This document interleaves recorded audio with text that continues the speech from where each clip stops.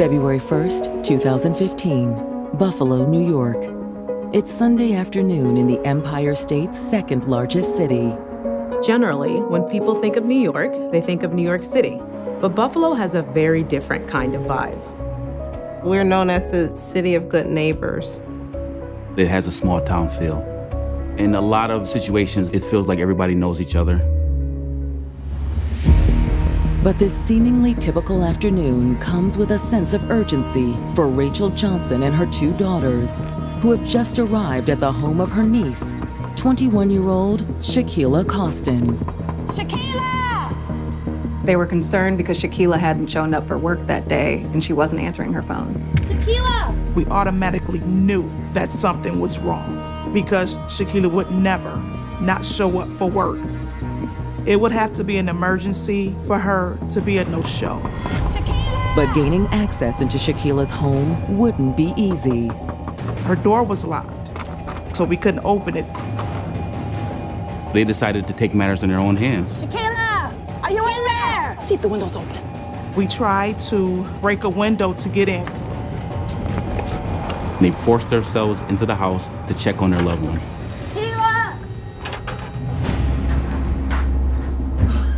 I was looking around the house. It was spotless, like nothing never happened. Shaquilla, are you in here? And as soon as they enter the bedroom, Shaquilla's family members breathe a sigh of relief.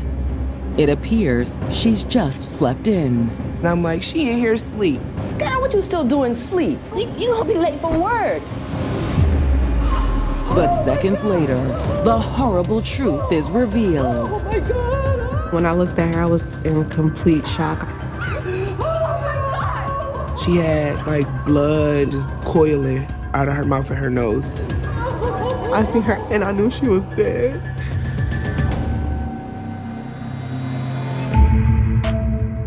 A lifelong resident of East Buffalo, Shaquilla Costin knew what it meant to struggle and to overcome.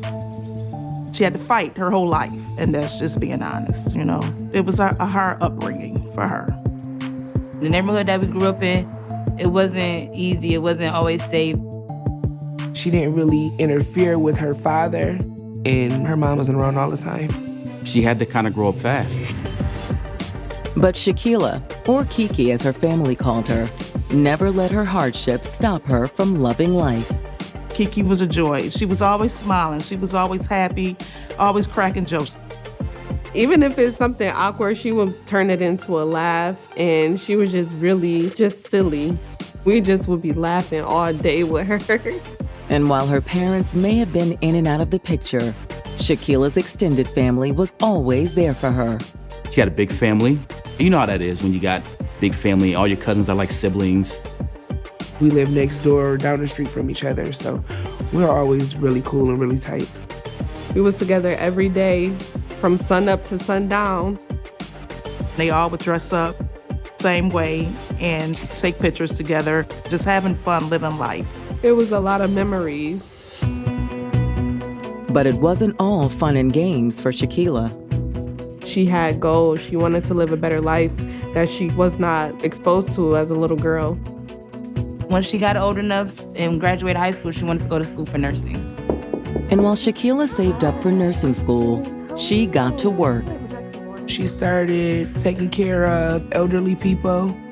She was working in a nursing home. A career in healthcare was the perfect fit for Shaquilla. She liked to meet new people, working with them, helping them. That was like satisfying to her.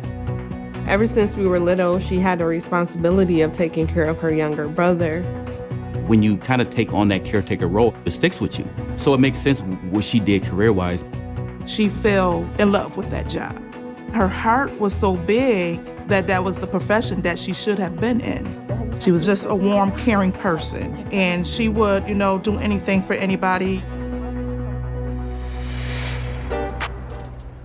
In the spring of 2012, it turned out Shaquilla's big heart had room for even more. When she was 19, she met a man named Raymond Smith. She was walking to the store and Raymond approached her. He was tall, handsome, kind of fit the build of what she may be looking for. I haven't seen you around before. Well, you must not have been looking. There was almost like an instant connection. Do you mind if I get your number? Okay. Okay. They exchanged numbers and it went from there. It didn't take long for the couple to realize how much they had in common. They connected based on their values. Shaquila's always been a hard worker, and she was impressed that Raymond was also a hard worker. Call me. I will. Here's somebody I don't have to take care of. He gets it. He's a worker like me. She was really smitten by that. But even more important was the way Raymond made her feel. Shaquila finally had someone there to take care of her, not the other way around. He always was there for her. He treated her well. He was a sweet guy. The young couple wasted no time starting a life together. Their relationship grew very quickly. 2 years into their relationship, Shaquila gave birth to their son. Raymond made her feel happy, comfortable. We're gonna do this family thing. I'm gonna have your bag 50-50. I'm gonna do what I'm supposed to do as a dad. Shaquila was a very dedicated mom. He was a great father. They were happy. Shaquila was just becoming who she wanted to be.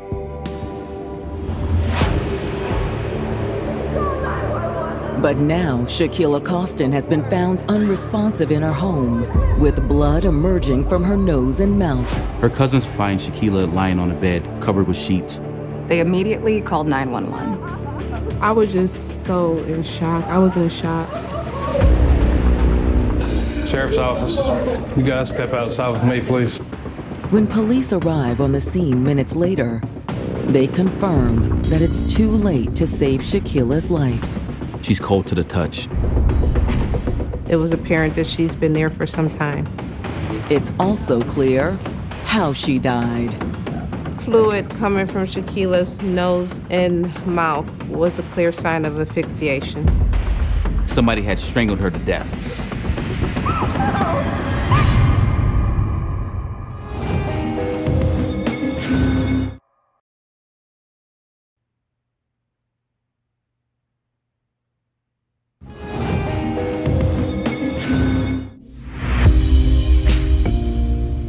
21-year-old Shaquila Costin was building the life of her dreams with her boyfriend, Raymond Smith.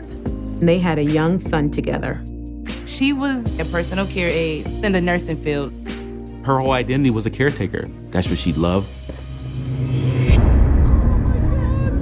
But on February 1st, 2015, Shaquila's family finds her dead in her bedroom after she failed to report to work that day. Can you guys step out with me, please? I was just still very hysterical at that time. It was a blur to me. I'm not gonna lie. As officers lead Shaquila's distraught family members away, detectives begin combing over the crime scene. This is clearly foul play. She had pink, bubbly fluid coming out of her nose, which is a sign of a strangulation. They found there to be petechia on the right and left eyes. Petechia are broken blood vessels and really one of the most common signs of asphyxiation. There were large marks around her neck that were consistent with somebody using their bare hands to choke her. But Shaquila's injuries didn't stop there. She had been struck on the right eye. Her upper right cheek was bruised and swollen. She had scratches on her nose, lacerations on her neck. She had a lot of defensive wounds, which tells us she fought hard to fend off her attacker. And detectives suspect that Shaquila's killer may have done more than just beat her. Shaquila Costin was on her bed, naked.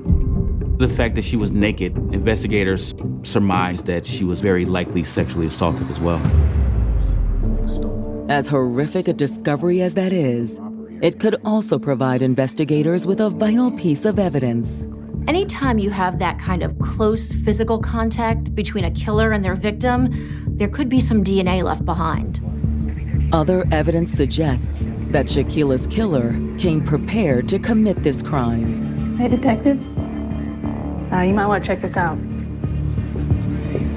On the floor by the front door was a latex glove. The killer wore gloves. This was not a crime of passion. This was planned. But did the killer originally just plan to rob Shaquilla? While detectives were searching Shaquilla's apartment, they noticed her purse and cell phone were missing. It's not a far-fetched theory, given where Shaquilla was living. The area that Shaquilla lived in, the east side of Buffalo, the crime rate was 4 times the national average. There's no shortage of crime and robberies in that neighborhood, particularly violent crimes. But a more thorough examination of the scene appears to eliminate the robbery theory. Aside from the person phone, nothing else was missing. And on top of that, police really didn't see any sign of forced entry. Nothing was really knocked over. There was no signs of damage to the walls or blood on the walls. It seemed to be confined to the bed only. Which leads the police to consider another possibility. It really appeared that the person who had done this had some sort of relationship with Shaquilla Costin. Shaquilla had a sheet laid over her body, which to us says the killer has some type of remorse, doesn't want to look at the body. The average killer with no emotional attachment to the person, they wouldn't care to cover her up. But who would have wanted to kill Shaquilla? She was a nurse, a mom, and it didn't make sense that she was murdered this way. Detectives began canvassing the community, asking neighbors if they'd seen anything out of the ordinary, just trying to get some information about what actually occurred the night before. Most neighbors report seeing nothing suspicious. Police were going door to door, and pretty much everyone they spoke to said they didn't know anything about Shaquilla. She just seemed like a normal mom. No one had any idea who could be responsible for her killing. But one woman tells the police that she heard something unusual the night before. They spoke to the neighbor that was living upstairs from Shaquilla, and she told them that she heard fighting in the middle of the night. Did you hear what the fight was about? No, but it sounded like a man and a woman arguing. At the end of the fight, she heard a big thump and then nothing else. It was a big boom as if somebody fell or something broke. That would have been about 1 o'clock in the morning. She didn't know what it was. She just went back to sleep. Detectives, however, think they know exactly what the noise was. Shaquilla fought hard to fend off her attacker. She fought to live. She fought to save her life. Okay, thank you for your time. Thank you. But even with the neighbor's tip, the detectives are no closer to identifying a suspect. Until a woman named Tracy Floyd comes forward. Tracy was a good friend of Shaquilla's, who also worked with her at the nursing home. Thanks for coming in today, Tracy. News of Shaquilla's murder has spread to her circle of friends. Tracy was the one who actually called Shaquilla's family when she didn't show up for work. So when she heard that she had been killed, she definitely wanted to talk to detectives. Tracy tells the police that she had plans to hang out with Shaquilla the night before. Shaquilla didn't have her son that night, so they were going to spend the night together. That's when Tracy reveals something alarming. Well, she had just broken up with her boyfriend, so we were gonna have a girls' night. Who's the boyfriend? Raymond Smith. He's the father of her son. The fact that Shaquilla had just ended her relationship, that's raising a red flag. Tracy says their girls' night never came to fruition. She had got a message from Shaquilla suddenly canceling their plans. But it had nothing to do with Raymond. She said she was hooking up with some guy she used to work with. This text alluded to the fact that she was going to be with this former coworker. An hour later, Shaquilla was dead.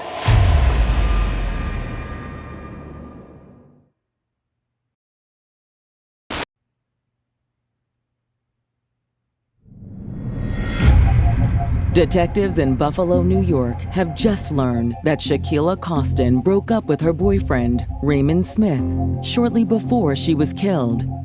But according to her friend, Tracy Floyd, Shaquilla had plans to meet up with a different man on the night she died.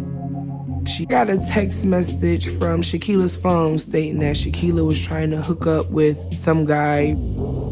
She said his name was Emmett Wilkins. Emmett did work with Shaquilla at her previous place of employment. Assuming that they did meet up, that would have made Emmett Wilkins the last person to see Shaquilla alive. You can come with us. Detectives thank Tracy for her time and move quickly to track down their new person of interest. Emmett lived less than a mile from Shaquilla. Emmett agrees to meet detectives at the station for an interview, and he initially seems very upfront. How long have you known each other? A year, maybe a little longer. He did confirm that him and Shaquilla did work together at a medical office. But when detectives push harder, Emmett doesn't budge. Would you say you two had a romantic relationship? No, nothing like that. He said they had no type of relationship. They talked at work, they texted occasionally. Sometimes they would go out for drinks with coworkers, but that was really it. But detectives aren't convinced. Shaquilla's text to Tracy specifically mentioned Emmett. That's not what we heard. Excuse me? At that point, there was a shift in tone. Emmett starts to get really defensive. Am I being accused of something? He refused to answer any more questions until he is told what's going on. That's when the detectives break the news of Shaquilla's murder. We're really sorry to tell you this, but Shaquilla's been killed. Emmett seemed surprised, upset. His reaction struck the police as genuine. He has an even stronger reaction when police show him the text Shaquilla sent Tracy the night before. No, wait. No, I don't know what that's about. You didn't talk to Shaquilla last night? No, detective, that's what I'm telling you. But Emmett has no way to account for his whereabouts at the time of the murder. Emmett tells homicide detectives that he was at home all night, which prompts the investigators to take another approach. Well, then we'd like to process your phone for evidence. He agrees, and detectives decide to do a forensic analysis on the device. They're looking for deleted text messages, suspicious internet searches, really anything incriminating at all. When the results come in, it looks like Emmett was telling the truth. The forensic search of Emmett's phone did prove that Emmett and Shaquilla has not spoken in months. His GPS data also places him at the apartment the night of the murder, which all but rules him out as a suspect. But that's not all the analysis reveals. While they're looking through the messages between Emmett and Shaquilla, the detectives notice that the language is very different from the text Shaquilla had sent Tracy on the night she died. Shaquilla had very good grammar, and they realized that this text message had very poor grammar. The text didn't seem to be in the style of Shaquilla Costin. There were spelling errors, grammatical errors. If Shaquilla didn't send the message, who did? But it appears that a ruse was being perpetrated. Whoever did this to Shaquilla obviously had her phone. So now the question is, who sent that text? Detectives know from speaking with Tracy that Shaquilla recently broke up with her boyfriend, Raymond Smith. Could he have sought revenge against her? It all became very, very suspicious. But before they speak with Raymond, detectives are hoping Shaquilla's family can provide more insight into the couple's relationship. After they found the body, the family was just really too upset to speak to detectives. But the next day, they agreed and they went down to the station. When we went down to the precinct for our interviews, it was just hard. This was very hard on my family. We could not believe that this has happened. It was so overwhelming at that time. We just cried and we cried and we cried. We're so sorry. Detectives showed them the texts that were sent from Shaquilla's phone on the night she died. There were certain phrases and idiosyncrasies in the messages they wanted to see if the family recognized. Does this writing look familiar to you? It kind of does. They said that's got to be Raymond Smith. I knew it was him. It was just strictly all eyes on Raymond.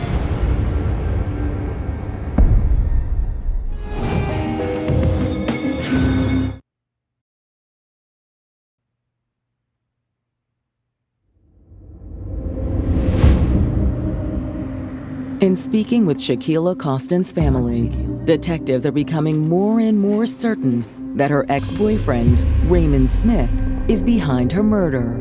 They were together for several years, but recently, they had parted ways. The family members believed that Raymond Smith had something to do with it. According to Shaquilla's loved ones, the couple's relationship had started out strong.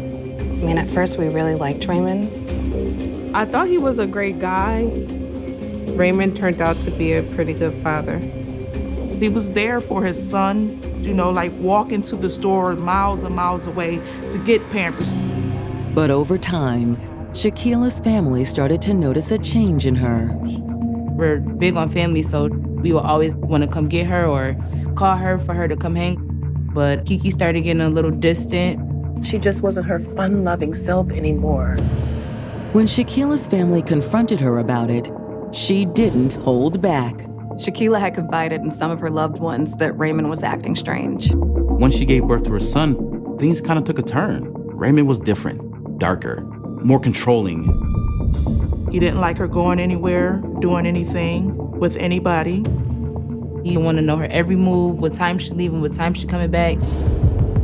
While Shaquilla wasn't happy with the situation, she initially wasn't ready to end her relationship. She really loved him, and that's still her son father. She just wanted to blow over. That's how she was. But she wanted to start coming out and being around family. But Shaquilla's loved ones urged her to walk away from the relationship once and for all. We told her to leave him. Yeah, we told her it just wasn't worth it. Our family started speaking up more and telling her, like, she's not alone, like, you don't have to deal with that. And eventually, Shaquilla heeded her family's advice. We were all so relieved when she finally left him. It was her fear of him that I believe made her break up with him. After Shaquilla moved out of the house, she decided not to let Raymond know where she lived for her own safety. But since they shared a child, the couple still had to see one another from time to time. After Raymond and Shaquilla separated, they did decide to co-parent their child together, but tensions were high between them. Shaquilla would always be the one to drop off or pick up her son, so Raymond couldn't figure out where she lived. Although her family isn't sure how Raymond found Shaquilla, they're convinced he killed her. Shaquilla was very loved, very well liked. There was one person who she had conflict with, and that was Raymond. Okay. She told me, like, if anything ever happened to me, just know he did it. We knew that he had something to do with it. It wasn't no, okay, maybe, no. It was just strictly all eyes on Raymond. After concluding their interview with Shaquilla's family, detectives immediately set out to speak with Raymond. Homicide detectives called Raymond Smith down to headquarters to be questioned. At first glance, he doesn't strike them as a cold-blooded killer. He seemed really inconsolable. He said that Shaquilla was the love of his life. Still, Raymond admits that his relationship with Shaquilla wasn't perfect. It was hot and cold, you know? He said they would get into arguments and things would get heated, but it was only because they cared so much for each other. These fights, did they ever get physical? Of course not. Raymond told homicide detectives that he would never hurt Shaquilla. Raymond insists there's no way he could have been at Shaquilla's home on the night of the murder. He denied knowing where Shaquilla Costin lived, hadn't been with her in a while, and had not had any relations with her. But investigators aren't going to take Raymond at his word. The police obtained consent for a DNA buccal swab from Raymond Smith. And despite Raymond's cooperation, investigators still have reason to be suspicious. While homicide detectives were interviewing Raymond, they noticed there were scratches on Raymond's neck. Raymond, how'd you get those? And And he said, well, I'd been attacked. I'd been jumped over some marijuana like the day before. Homicide detectives don't believe the story. We're gonna go run this, and we'll be right back. But it's what Raymond does next that really sets off alarm bells. The detectives left the interview room to submit that DNA swab for testing. While they were gone, there was an officer monitoring the CCTV camera. And what the footage shows stuns the investigators. This particular interview room had foam backing to improve sound quality. You could see Raymond Smith reaching under the foam backing. Raymond ended up putting a change purse inside the wall. It was like, why are you trying to hide it?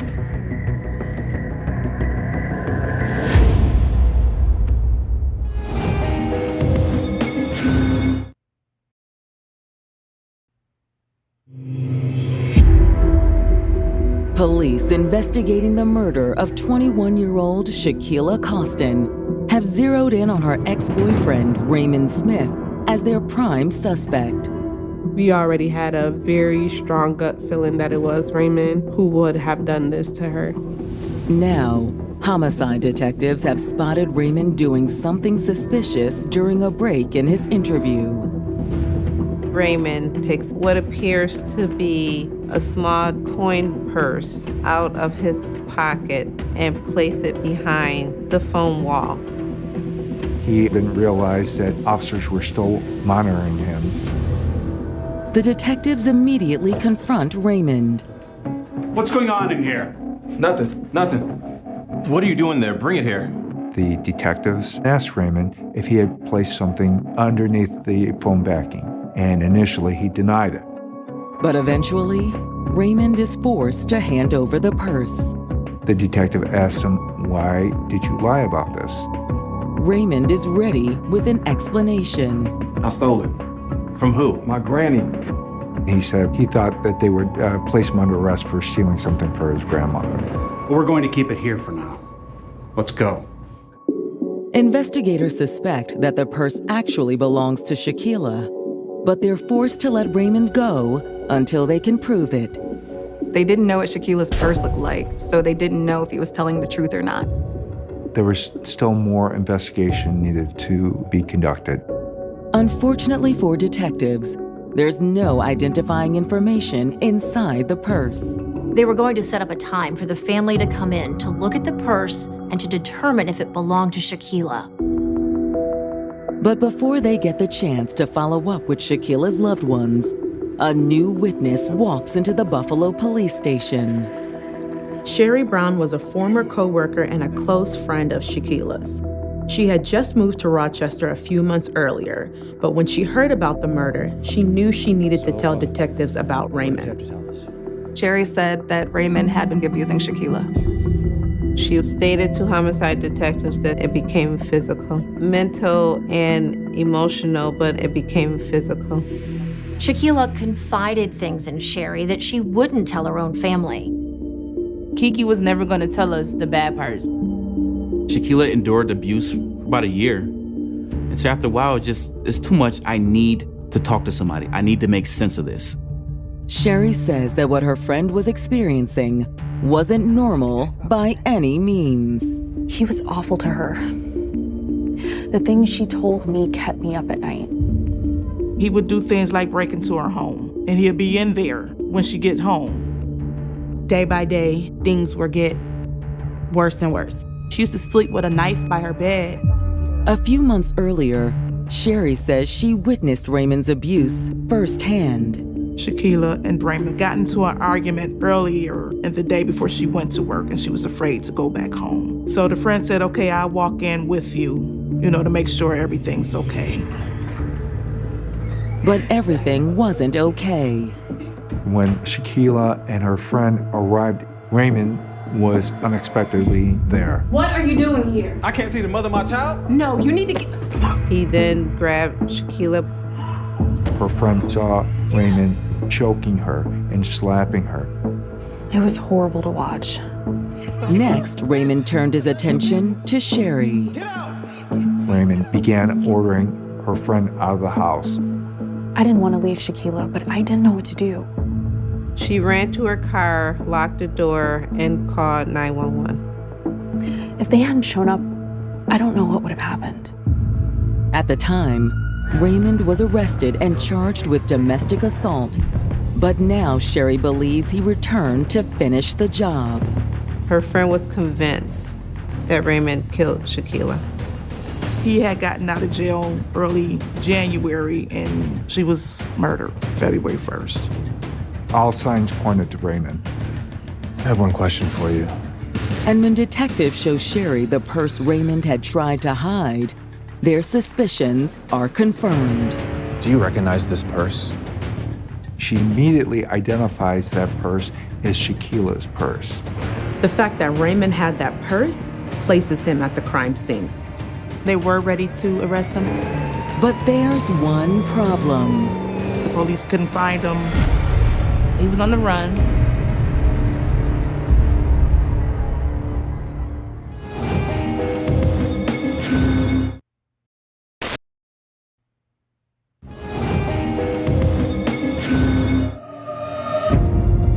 Police in Buffalo, New York are confident in their theory that Raymond Smith is responsible for the murder of his ex-girlfriend, Shaquilla Costin. There was a history of domestic violence between Shaquilla Costin and Raymond Smith.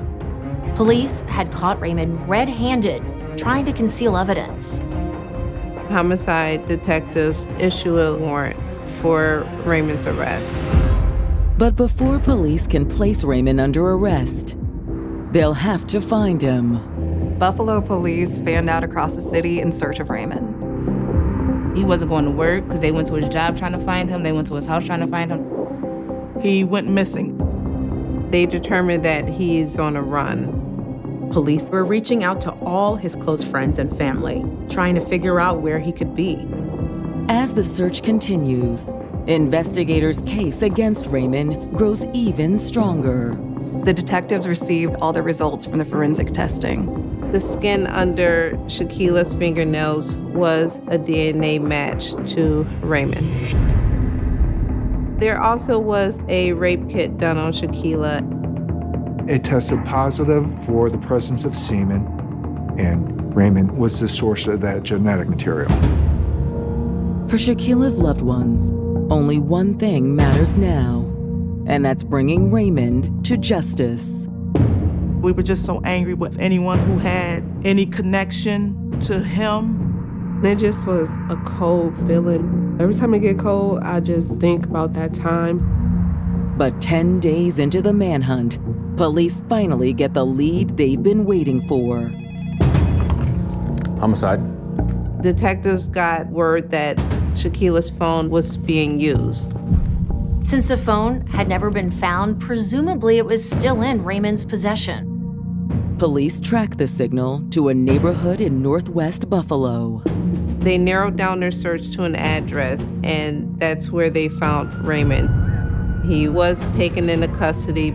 Raymond refuses to speak with detectives, but at this point, they don't need his confession. He was charged with first-degree murder. News of the arrest comes as a relief for Shaquilla's family. I said, thank you, God, that they have him. Once they told us that they finally found him and got him, I was happy. I was. It was a big relief to know that he was not on the streets anymore. And in March of 2017, more than 2 years after Shaquilla's murder, Raymond goes on trial. They basically made Raymond out to be a jealous ex. After Shaquilla ended things with Raymond, he was filled with anger. For somebody like Raymond, that's a threat. It's a threat to my ego, and you can't leave. Because if you leave, then I have to face the fact that I was rejected. It's insecurity. He couldn't handle Shaquilla telling him no. Prosecutors assert that around 1 a.m. on the night of the murder, Raymond's rage drove him to confront Shaquilla. Like, still to this day, we don't know how he even found out where she lived at. We don't know if he scared her and she just let him in, or was he already in the house because he was known for breaking in houses. What are you doing here? Come on, baby. You know I can't see you. You need to leave. No, baby, what are you talking about? I'm gonna call the police. she may have been sexually assaulted at that point, in addition to being beaten. He continued beating on her. Then, his hands closed around her throat. There was an established pattern of Raymond choking Shaquilla, but this time it went too far. Sorry. He choked her to death. He killed her with his bare hands like an animal. Once Shaquilla was dead, Raymond tried to cover his tracks. He had her phone and was actually texting for friends and said, hey, I'm at this boy's house. You can see the wheels turning and what he's trying to do at that point, trying to set up somebody else. As far as Raymond's defense is concerned, Shaquilla was killed by somebody else. The defense strategy was on casting doubt on the credibility of the witnesses. They concede that Raymond and Shaquilla had sex that night, but they say that doesn't make him a killer. But then, at the 11th hour, a surprise witness comes forward. We had received information from the defendant's brother that he wanted to cooperate. It was really shocking to learn that Raymond's younger brother was willing to testify against him. He had stated that he had been in the house when Raymond returned with bloody clothes. Hey, what's going on? Raymond had admitted to him that he had killed Shaquilla. She's gone. I strangled her. What? It was haunting the brother. We were ready to call him. In the end, though, prosecutors won't have to. The court took a recess, and at that time, Raymond said he wanted to take a plea deal. With his brother's testimony, he really had no chance. That testimony would have damned him. The defense decided to cut their losses. In exchange for his confession, Raymond is allowed to plead guilty to the lesser charge of second-degree murder. We all was relieved once he pled guilty because we knew he did it. At his sentencing hearing, Raymond gets the chance to speak directly to Shaquilla's loved ones. Raymond got up there and tried to tell the family that he was sorry, but his apology fell on deaf ears. It was not sincere. I believe Raymond was only sorry that he got caught. Raymond pled guilty because his brother was gonna tell what he knew, because he seen him trying to destroy some of the evidence. The court doesn't show Raymond any sympathy either. Ultimately, the defendant got 24 years to life, which is 1 year off the maximum. While seeing Raymond behind bars is a victory, Shaquilla's family will never recover from the wounds he caused them. We will never be the same, no matter how many years it is. I still feel anger. It impacted me very deep. Shaquilla loved life. She wanted to live. What he did to her is so heartbreaking, and she didn't deserve it. 21 years old is very young. She didn't even have time to live for herself. She had so many things that she wanted to accomplish. I wish she was here. We all wish she was here. But there's one person who misses Shaquilla more than anyone else. Our grandmother is taking care of her son, and he is in very good hands, but I just feel really bad for my little cousin. He is such a sweet kid, and I know that Shaquilla is proud. Abuse is never okay. If you or someone you love is in an abusive relationship, there is help available. Call the Domestic Violence Hotline at 1-800-799-SAFE.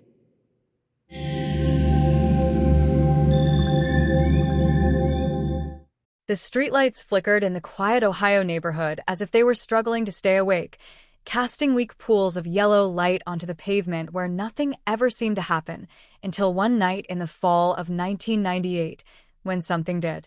It began like any other evening, with the hum of distant traffic and the soft rustle of leaves carried by a cooling wind, the kind of night where doors were left unlocked and neighbors waved without suspicion, where fear had not yet found a place to live.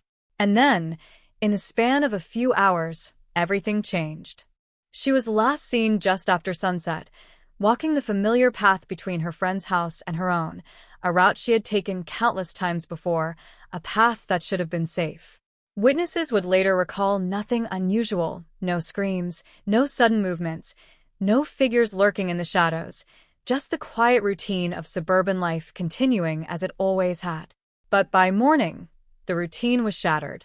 Her bed untouched, her belongings exactly where they had been left, and the growing realization settling in that she had vanished without a trace.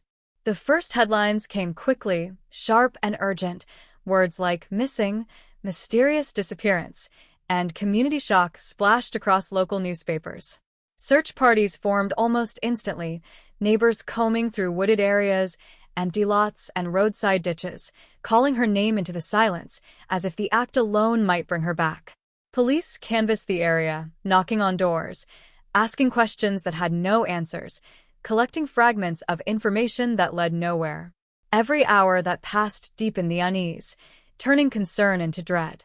By the third day, the tone shifted. This was no longer just a missing person case. This was something darker, something that didn't belong in a place like this. The word cold case had not yet been spoken, but the shadow of it was already forming. Investigators began piecing together her last known movements, retracing every step, examining every interaction, hoping to find the one detail that had been overlooked. A friend remembered a car idling at the end of the street, its engine running longer than necessary. Another recalled a stranger seen days earlier, someone who didn't belong, someone who had asked questions that now seemed out of place. And then, a break, small but electrifying. A piece of physical evidence recovered near the edge of a wooded area just beyond the neighborhood, something that suggested a struggle, something that confirmed the worst fears. The search intensified, the urgency sharpened, and the sense of safety that once defined the community began to unravel. Parents kept their children indoors, doors were locked, and the quiet streets that once felt comforting now felt suffocating. Days turned into weeks, and weeks into months.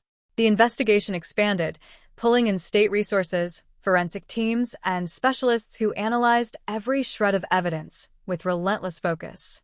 Interviews were conducted and reconducted, timelines adjusted and re-examined, theories built and dismantled. Suspects emerged, some plausible, others fleeting, each one scrutinized, each one eventually slipping away under the weight of insufficient proof. The case grew larger, more complex, and yet no closer to resolution. The community waited, watched, and hoped. Candlelight vigils were held, her name spoken aloud in collective prayers, her face printed on flyers that spread far beyond the borders of the town. There was a belief, fragile but persistent, that she would be found, that answers would come, that justice was only a matter of time. But time, as it often does, moved forward without mercy. Years passed and the headlines faded. New stories replaced old ones, new tragedies captured attention, and slowly, almost imperceptibly, the case slipped into the background. It became something people spoke about in hushed tones, a cautionary tale, a memory that refused to disappear but no longer demanded daily attention. Investigators moved on to other cases. Files were archived, and the word cold case finally settled in, heavy and final. But the silence was never complete. There were always those who refused to let it rest, detectives who revisited the evidence, who believed that something had been missed, that the answer was still there, hidden in plain sight. Advances in forensic science offered new possibilities, new methods of extracting information from old evidence. What had once been inconclusive could now be re-examined, reinterpreted, given new life. The file was reopened more than once, each time bringing a brief surge of hope, each time followed by the familiar disappointment of unanswered questions. DNA evidence, once limited by the technology of the time, became the focal point of renewed efforts. Samples were tested, retested, compared against databases that had grown exponentially over the years. Each test carried the weight of expectation, the possibility that this could be the moment, the breakthrough that would finally expose the truth. And yet, the years continued to pass. The neighborhood changed. Houses were renovated, Families moved in and out. Children grew up hearing fragments of the story without fully understanding its impact. The place where she was last seen became just another stretch of sidewalk, indistinguishable from any other, except to those who remembered, those who could still see the past layered over the present. Then, decades later, something shifted. It didn't happen with a dramatic announcement or a sudden revelation, but with a quiet development deep within a forensic lab, where scientists worked with patience and precision, revisiting evidence that had long been considered exhausted. New techniques, more sensitive and more accurate, allowed them to extract information that had once been impossible to obtain. A DNA profile, partial and fragmented, was refined, clarified, and entered into a system that had grown far beyond anything imagined in 1998. The wait that followed was tense, almost unbearable. Days stretched into weeks as the system processed the data, comparing it against countless entries, searching for a match that might not exist. Investigators, many of whom had not been part of the original case, felt the weight of history pressing down on them, the knowledge that this was more than just another file, more than just another investigation. This was a chance to rewrite an ending that had remained unresolved for far too long. And then a result. Not a definitive answer, not yet, but a lead, a connection that pointed in a direction no one had fully considered before. A name emerged, unfamiliar to those who had worked the case in its early days, someone who had existed on the periphery, unnoticed, unremarkable, someone who had never been a primary suspect. The kind of name that could easily be overlooked, the kind of presence that blended into the background. The discovery sent a ripple through the investigative team, a mixture of excitement and caution. Leads had come and gone before, each one promising, each one ultimately falling short. But this felt different. The evidence was stronger, the technology more reliable, the connection more concrete. It was enough to reopen the case once more, not as a formality, but as a genuine pursuit of resolution. Detectives began to dig deeper, reconstructing a life that had remained hidden in the shadows of the original investigation. They examined records, traced movements, interviewed individuals who had long since moved on, piecing together a narrative that had gone unnoticed for years. Patterns began to emerge, small details that, when viewed in isolation, seemed insignificant, but when combined, painted a picture that was impossible to ignore. The community, once again, found itself drawn back into the story. Old memories resurfaced, conversations reignited, and the sense of shock returned, sharper than before. The idea that the answer might have been there all along, hidden just beyond reach, was both compelling and unsettling. As the investigation gained momentum, the tension built steadily, each new piece of information adding to the growing sense that the truth was finally within reach. But with that tension came a deeper question, one that lingered beneath the surface, unspoken but ever-present. How could something like this remain hidden for so long? How could a life be taken, a community shattered, and the answer remain buried for decades? The past, it seemed, was not as distant as it once appeared. It was still there, waiting, its secrets intact, its impact unchanged. And now, as the pieces began to fall into place, the line between then and now blurred, bringing with it a realization that was as unsettling as it was inevitable. The story was not over. Not yet. The name did not belong to the past in any obvious way, and that was what made it so unsettling, because when investigators pulled the file and stared at it under the sterile glow of office lights, there was no immediate connection to the chaos of 1998, no red flag screaming for attention, no violent history, no prior arrest that would have justified suspicion at the time. It was the kind of name that lived quietly in databases, buried among thousands of others, attached to a life that appeared ordinary on the surface, the kind of life that blends seamlessly into the background of any community, unnoticed and unquestioned. And yet now, decades later, that same name was rising from the noise, carried forward by a thread of DNA that refused to be ignored. The first step was verification, because no investigator wanted to believe too quickly, not after so many years of false starts and dead ends.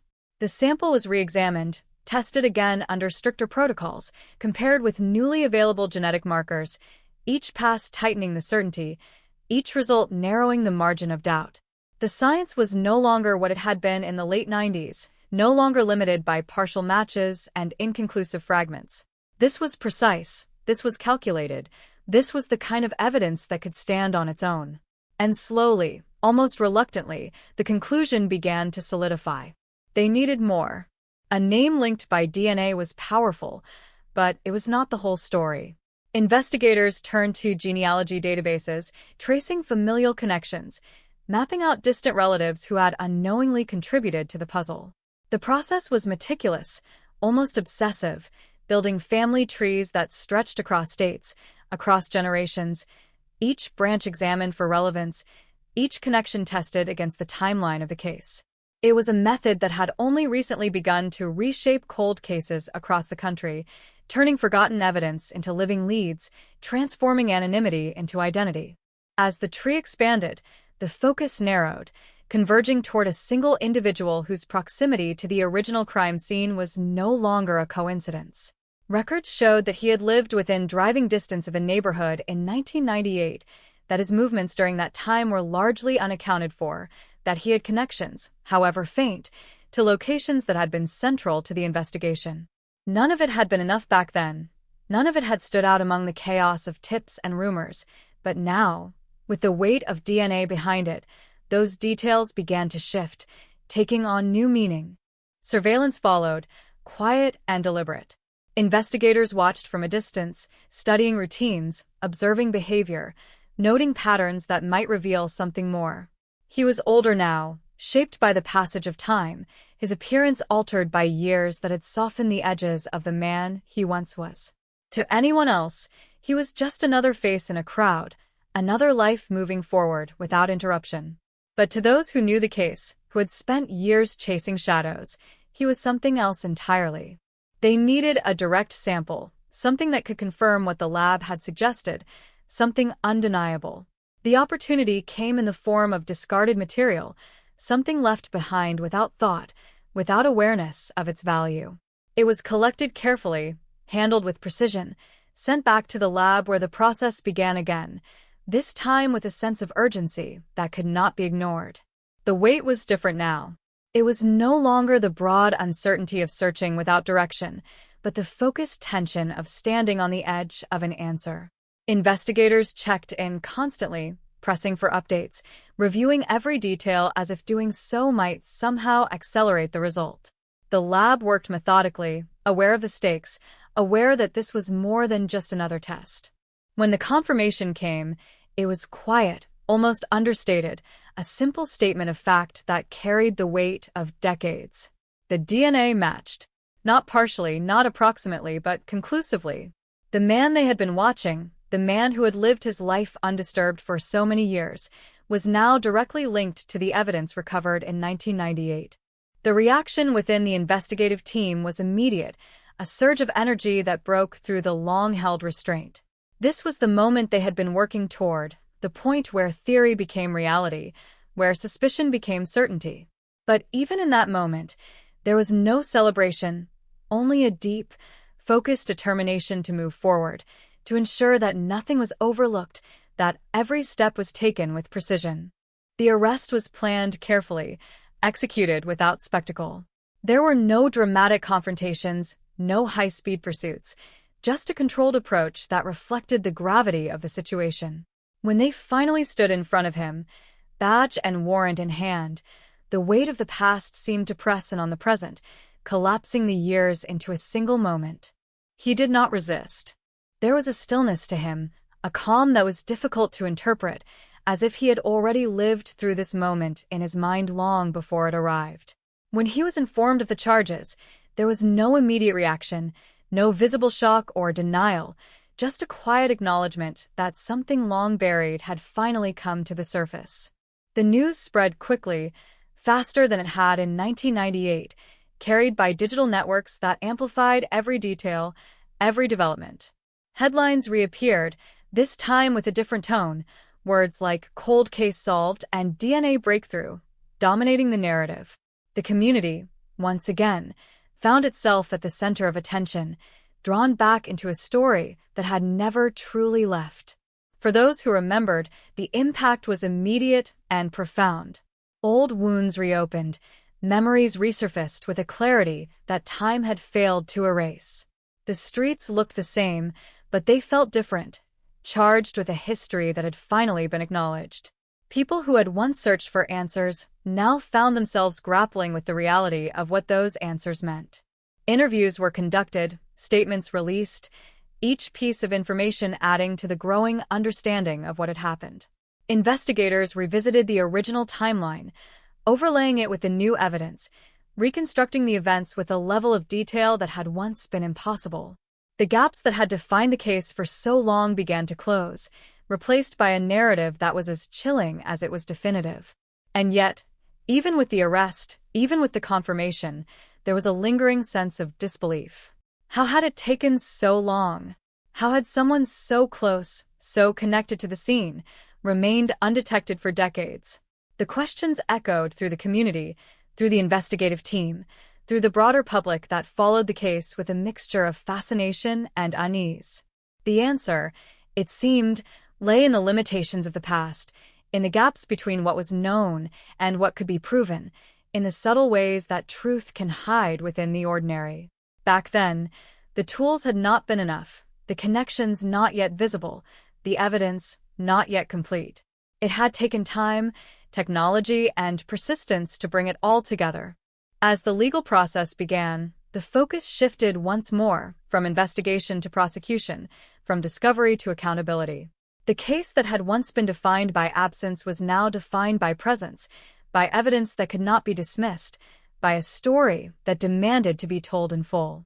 But even as the system moved forward, there was something that could not be resolved so easily, something that lingered beyond the reach of courts and verdicts. The years that had passed could not be undone. The time that had been lost could not be reclaimed. The impact of the crime had spread far beyond the moment it occurred, shaping lives, altering paths, leaving a mark that remained long after the headlines faded. And in that realization, there was a different kind of silence, not the empty silence of unanswered questions, but the heavy, reflective silence of understanding, of knowing that while the case may have been solved, its effects would continue to echo, carried forward by those who had lived through it, by a community that had been forever changed, and by a story that, even now, refused to be forgotten. The courtroom felt smaller than it should have, as if the weight of nearly 3 decades had compressed the air itself, drawing every breath tighter, heavier, harder to release. Rows filled early, long before the proceedings began, not with curiosity seekers alone, but with people who carried fragments of the past within them, neighbors who had once searched in the dark, friends who had refused to forget, and family members whose lives had been permanently divided into before and after. The man at the center of it all sat quietly, older now, his face lined by time, but his presence unchanged in the one way that mattered, because the evidence had already spoken, and it spoke with a clarity that no amount of silence could erase. Prosecutors moved carefully, building their case not just on emotion, but on precision, aware that this moment had to withstand scrutiny from every angle. The phrase "cold case" echoed again, but it no longer carried the weight of uncertainty. It carried resolution, the kind that had been delayed but not denied. They laid out the timeline, reconstructing the night in 1998 with an intensity that forced the past into the present, each detail sharpened by the knowledge that this time it would not slip away. The DNA evidence stood at the center, a silent witness that had outlasted memory, rumor, and doubt. Experts took the stand, explaining processes that did not exist when the crime was first investigated, describing how fragments once considered useless had been transformed into something definitive. They spoke of genetic markers, probability ratios, and statistical certainty, but beneath the technical language was a simple truth, the kind that needed no translation. The match was undeniable. But the case did not rely on science alone. Investigators revisited the overlooked details, the subtle inconsistencies that had once been dismissed as irrelevant. Witnesses returned, some hesitant, others resolute. their recollections shaped by time but sharpened by the knowledge of what had been uncovered. One described a vehicle that no longer seemed insignificant. Another recalled a conversation that now carried a different meaning. Each piece, once isolated, now connected, forming a narrative that felt both inevitable and deeply unsettling. The defense responded with its own strategy, challenging the timeline, questioning the integrity of evidence that had been stored for decades, raising doubts about contamination, about interpretation, about the reliability of memories stretched across years. They leaned into the gaps, the spaces where certainty had once been absent, attempting to reintroduce that absence into a case that had fought so hard to overcome it. It was a battle not just of facts, but of perception, of how the story would be understood by those tasked with deciding its outcome. Outside the courtroom, the community watched, the tension no longer confined to a single investigation room but spread across an entire region that had lived with the shadow of this case for far too long. News coverage intensified, each update dissected, each testimony analyzed, the language of shock and justice returning with renewed force. For some, the arrest had already provided a sense of closure, a long-awaited answer that allowed them to finally exhale. For others, the trial was the true test, the moment where everything would either hold together or begin to unravel once more. Inside, the prosecution continued to press forward, introducing evidence that traced the suspect's movements, drawing connections between locations, timelines, and behaviors that had once gone unnoticed. They spoke of proximity, of opportunity, of patterns that, when viewed through the lens of the new evidence, painted a picture that was difficult to ignore. It was not just about what had been found, but about what it revealed, about how the pieces fit together in a way that they never had before. The emotional weight of the case grew heavier with each passing day. Family members took the stand, their voices carrying the strain of years spent waiting, searching, hoping. They spoke not only of loss, but of absence, of birthdays that passed without celebration, of milestones marked by a presence that was no longer there. Their words cut through the technical arguments, grounding the case in something deeply human, something that reminded everyone in the room why this mattered. And yet, even as the evidence mounted, even as the narrative became clearer, there was an undercurrent of disbelief that refused to fade completely. The idea that someone could exist so close to the truth for so long, moving through life without detection, remained difficult to reconcile. It challenged assumptions, forced a reconsideration of what it meant to feel safe, to trust the familiar, to believe that danger announces itself in obvious ways. The defense attempted to exploit that discomfort, suggesting alternative explanations, introducing the possibility that the evidence, while compelling, did not tell the entire story. They questioned the chain of custody, the handling of samples, the evolution of forensic techniques that, while advanced, were not immune to scrutiny. It was a strategy designed to create doubt, to remind the jury that certainty, no matter how strong, must be examined from every angle. But the prosecution returned again and again to the same point, the one element that anchored everything else. The DNA was not a theory. It was not an interpretation. It was a connection that transcended time, linking past and present with a precision that could not be easily dismissed. They reinforced it with every piece of supporting evidence, every testimony, every reconstructed moment, building a case that felt less like a series of arguments and more like a single, unbroken line leading directly to the defendant. As the trial moved toward its conclusion, the atmosphere shifted once more, the tension tightening into something almost tangible. Closing arguments approached, each side preparing to distill weeks of testimony into a narrative that would resonate, that would linger in the minds of those who would soon decide the outcome.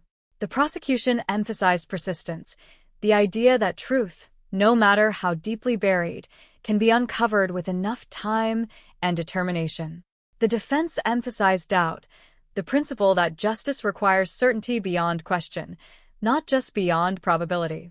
When the case was finally placed in the hands of the jury, the room seemed to hold its breath.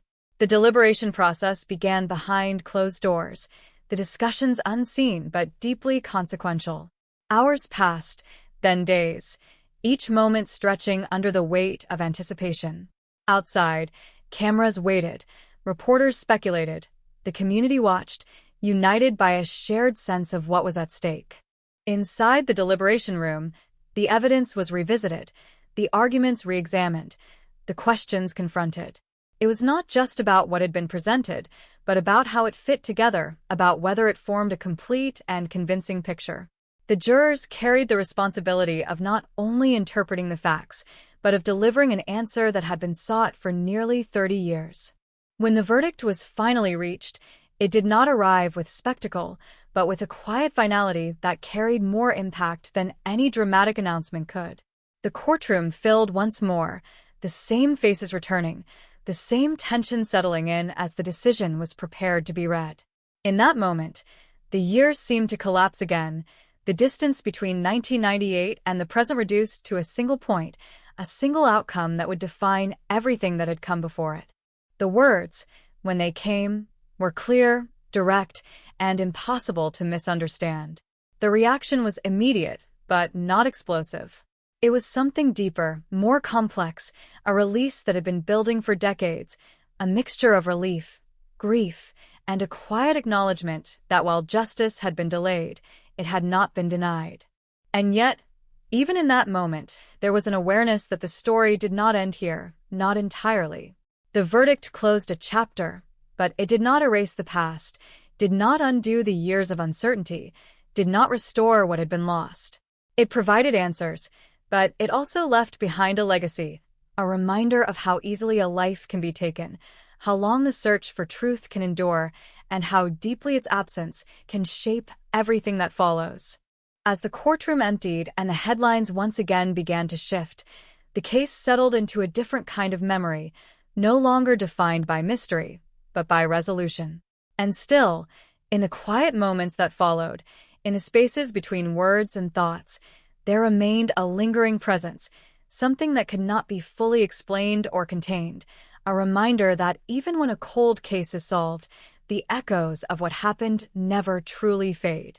In the days that followed the verdict, the noise began to recede, not all at once, but gradually, like a tide pulling back from the shore, leaving behind fragments of what had once felt overwhelming. The cameras packed away, the reporters moved on, and the courtroom, once filled with tension and anticipation, returned to its quiet, ordered state. But outside those walls, the impact lingered, woven into the lives of those who had carried the weight of the case for so long that it had become part of who they were. For the family, the word closure felt incomplete, almost misleading, because while the verdict had delivered answers, it had also solidified a reality they had spent years trying to confront. The absence that had defined their lives was no longer surrounded by uncertainty, but it was still there, unchanged in its depth and permanence. They no longer had to ask what happened, but they still had to live with the knowledge of how it had ended, a truth that did not soften with time, only shifted in the way it was understood. In the neighborhood where it all began, the atmosphere carried a quiet transformation. The same streets stretched under the same sky, the same houses lined the sidewalks, but something intangible had shifted, something that could not be seen but could be felt. Conversations that had once been cautious and fragmented now unfolded with a new clarity, people speaking more openly about what had happened, about what they remembered, about how it had shaped them in ways they had not fully realized until now.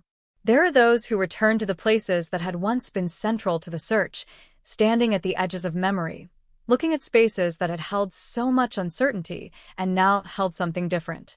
It was not peace, not entirely, but it was something closer to understanding, a recognition that the story, while tragic, was no longer incomplete.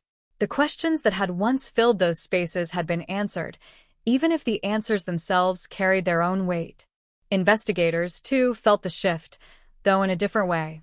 For many of them, this case had become more than just a file, more than just an assignment. It had been a challenge, a test of persistence, a reminder of why they had chosen this work in the first place. The resolution brought a sense of accomplishment, but also a reflection on the years that had passed, on the moments when the case had seemed impossible, on the quiet determination that had kept it alive when everything else had moved on.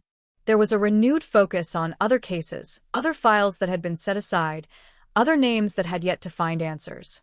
The success of this investigation, driven by advances in DNA technology and the careful re-examination of old evidence, became a point of reference, a proof that time did not have to mean the end of possibility.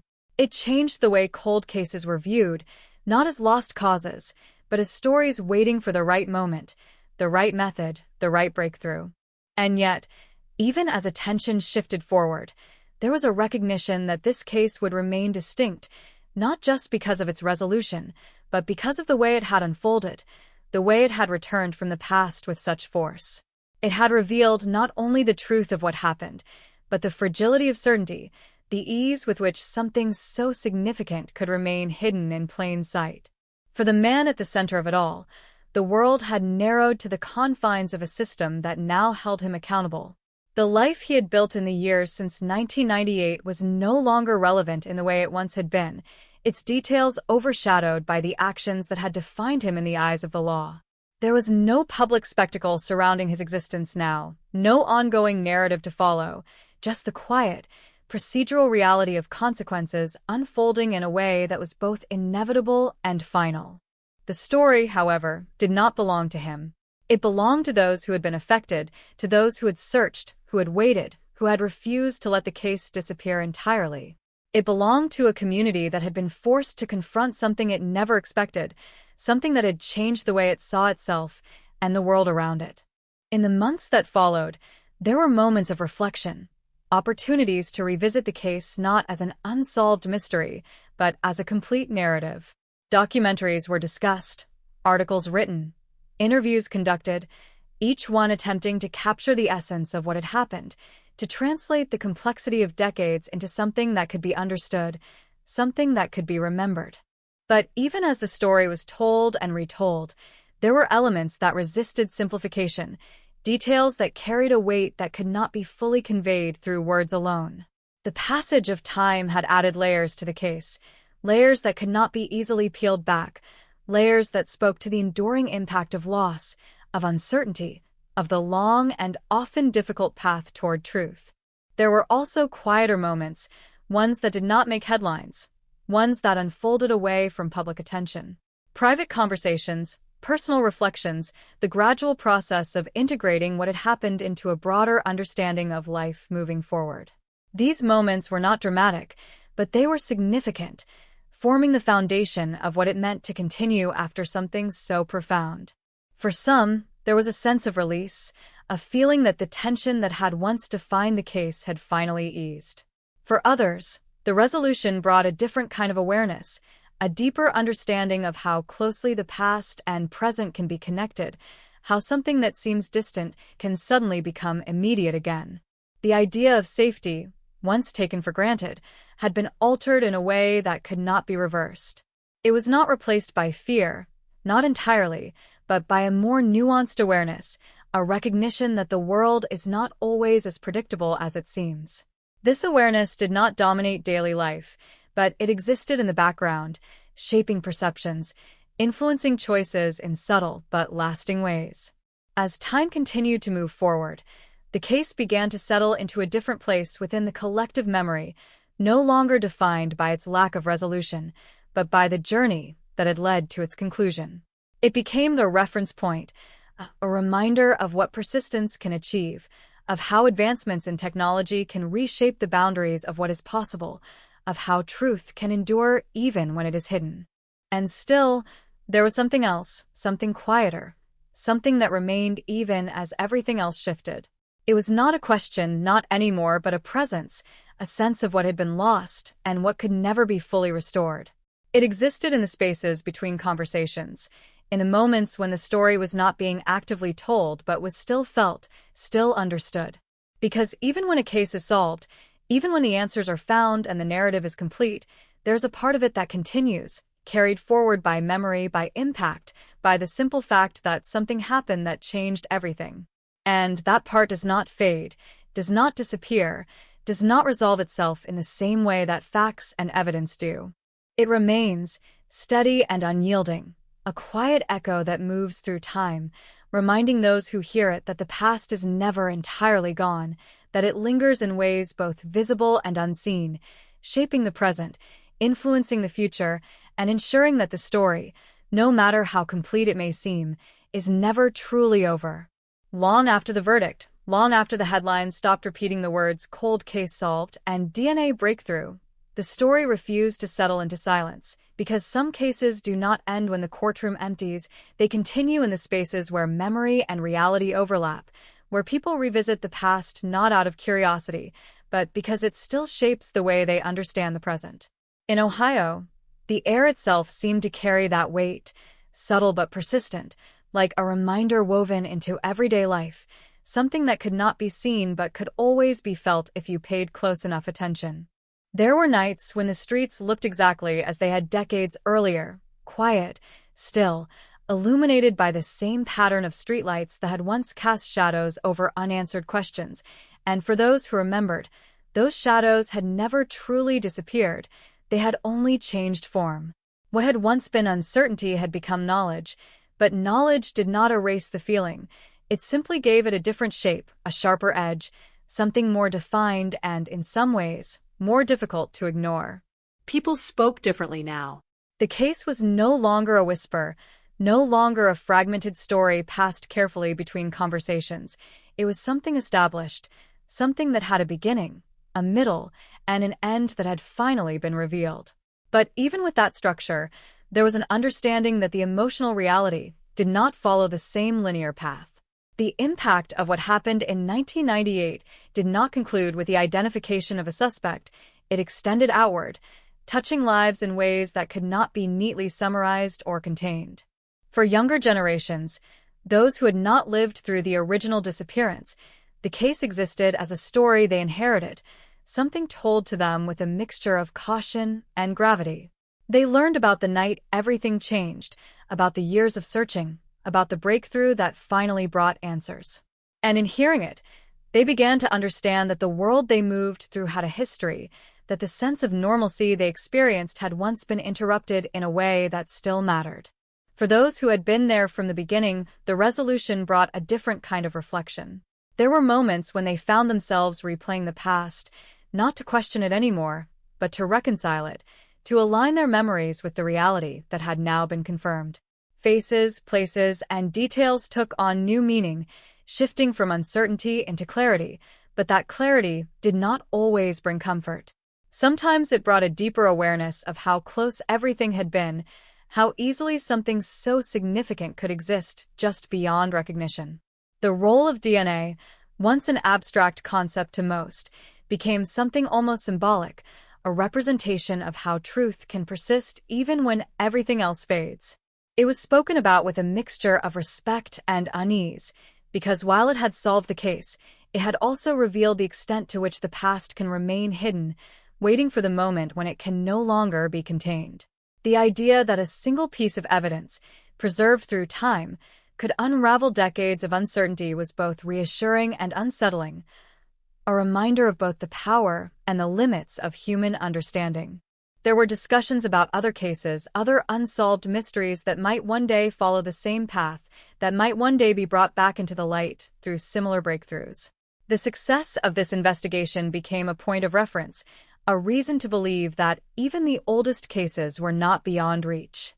But alongside that hope was a recognition of the patience required, the persistence, the willingness to revisit what had already been examined and to see it in a new way. In quiet moments, away from conversations and public reflection, the emotional core of the story remained. It existed in the absence that could never be filled, in the recognition of what had been taken and what could never be returned. The resolution provided answers, but it did not restore time, did not undo the years of waiting, did not erase the moments that had been lost. It offered a form of justice, but justice, in cases like this, was never complete in the way people imagined it might be. The man who had once lived unnoticed among them was no longer a mystery, no longer an unknown presence, but the realization of who he had been, of what he had done, continued to challenge the way people understood their own past. It forced a reconsideration of assumptions, of the idea that danger is always visible, always identifiable, always separate from the ordinary. In this case, it had not been, and that fact lingered long after everything else had been resolved. Over time, the intensity of the story softened, not because it became less significant, but because it was gradually integrated into a broader sense of continuity. Life moved forward, as it always does, carrying with it the lessons, the memories, and the subtle shifts in perception that come from experiencing something so profound. The case became part of the fabric of the community's history, something acknowledged, something remembered, but no longer something that dominated every thought. And yet, there were moments when it resurfaced with unexpected clarity, when a familiar place or a passing comment would bring it back into focus, reminding those who remembered that the past is never entirely separate from the present. These moments were not overwhelming, but they were unmistakable, small echoes that reinforced the idea that some stories do not simply end, they continue in quieter, less visible ways. For the investigators who had seen the case through to its conclusion, there was a lasting sense of purpose, a reaffirmation of why they pursued the work they did. The resolution was not just an achievement, it was a demonstration of what could be accomplished through persistence, through the willingness to keep searching even when the path forward was unclear. It was a reminder that answers exist, even when they are hidden, even when they require time and innovation to uncover. The legacy of the case extended beyond the individuals directly involved, influencing how similar cases would be approached, how evidence would be preserved, how the potential for future breakthroughs would be considered. It became part of a larger narrative about the evolution of investigation, about the ways in which technology and determination can intersect to reveal truths that once seemed unreachable. And still, beneath all of that, there was something simpler, something more fundamental, a quiet acknowledgement of what had been lost and what had been found. The story had moved from mystery to resolution, from uncertainty to understanding, but it had never lost its emotional core. That core remained, steady and present, a reminder of the human impact behind every piece of evidence, behind every headline, behind every case that is eventually solved. As the years continued to pass, the case settled into a place where it could be remembered without the same intensity, where it could be discussed without reopening every wound, where it could exist as both a tragedy and a testament to the possibility of resolution. It was no longer defined solely by what had happened, but by what had been learned, by how it had shaped those who had lived through it, and by how it continued to influence the way people understood the world around them. And in the end, what remained was not just the story of a crime or the details of an investigation, but a deeper understanding of how time, memory, and truth interact, how they move together in ways that are not always predictable, but are always significant. The case had been solved, the answers had been found, but the story, in its fullest sense, continued, carried forward by those who remembered, by those who learned, and by the quiet, enduring presence of a past that, even now, refused to be completely left behind. Even after everything had been said, documented, archived, and legally concluded, there remained a question that never fully disappeared, not a question about who or how, but about why it had taken so long, why the truth had managed to exist just beneath the surface for decades without breaking through. It lingered in conversations, sometimes spoken aloud, sometimes left unspoken, a quiet undercurrent that followed the case even in its resolution. Because in a story like this, time is not just a backdrop, it is an active force, shaping what is seen, what is missed, and what is eventually revealed.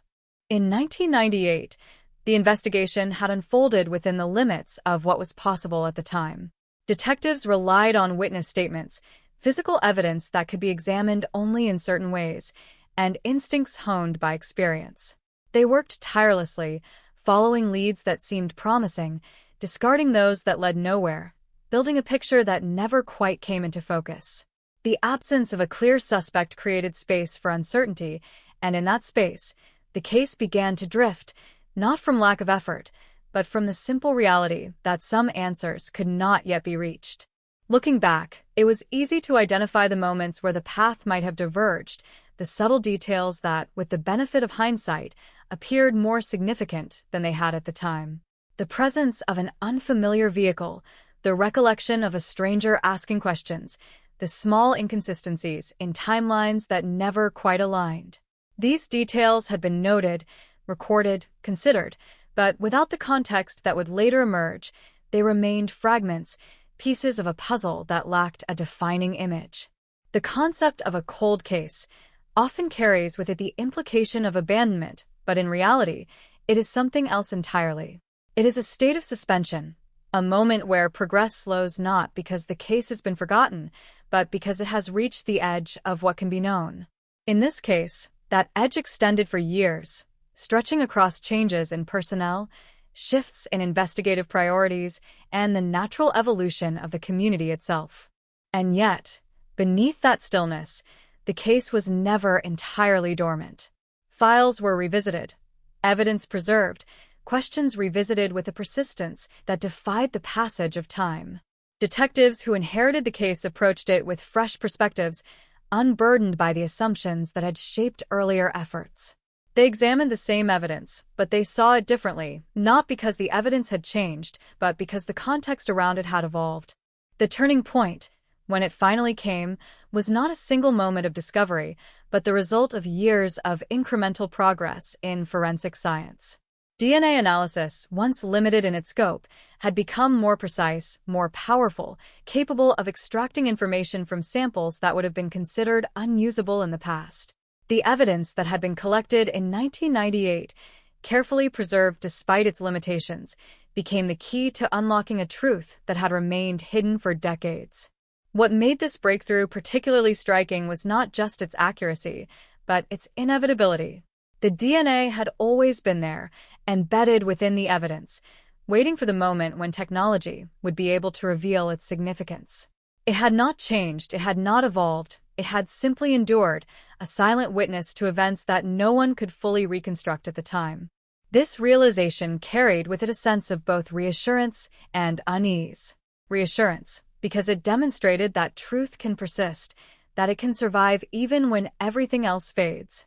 Unease, because it highlighted the limitations of the past, the ways in which critical information can exist without being recognized, the ways in which answers can remain just out of reach. For those who had worked the original investigation, the resolution brought a complex mix of emotions. There was validation, a confirmation that their instincts had not been misplaced, that the case had always held the potential for resolution. But there was also reflection, a recognition of the constraints they had faced, the tools they had lacked, the opportunities that had been unavailable at the time. This was not a story of failure, but it was a story of limitation, of how even the most dedicated efforts can be constrained by the boundaries of what is possible. And in understanding that, there was a deeper appreciation for the persistence that had carried the case forward, for the decision to preserve evidence, to maintain records, to keep the possibility of resolution alive even when it seemed unlikely. The role of technology in this transformation cannot be overstated.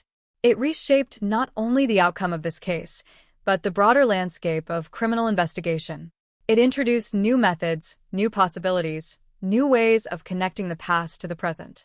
It turned what had once been static into something dynamic, something that could be revisited and reinterpreted with each new advancement. But technology alone is not enough. It requires human effort, human curiosity, human determination to apply it, to recognize its potential, to push beyond the boundaries of what has already been done. In this case, it was the combination of both that made the difference, the convergence of scientific progress and investigative persistence that finally brought the truth into focus.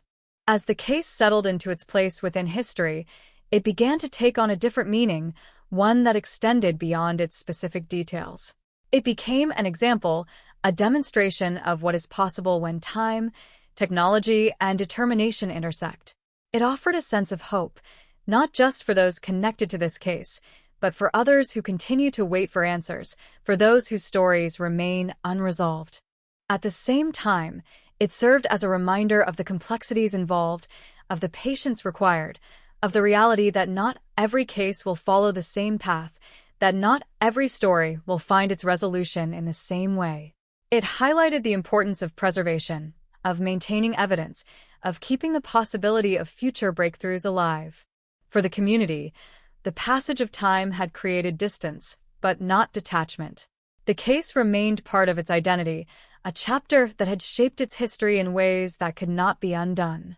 The resolution did not erase that impact, but it transformed it, turning something defined by uncertainty into something defined by understanding.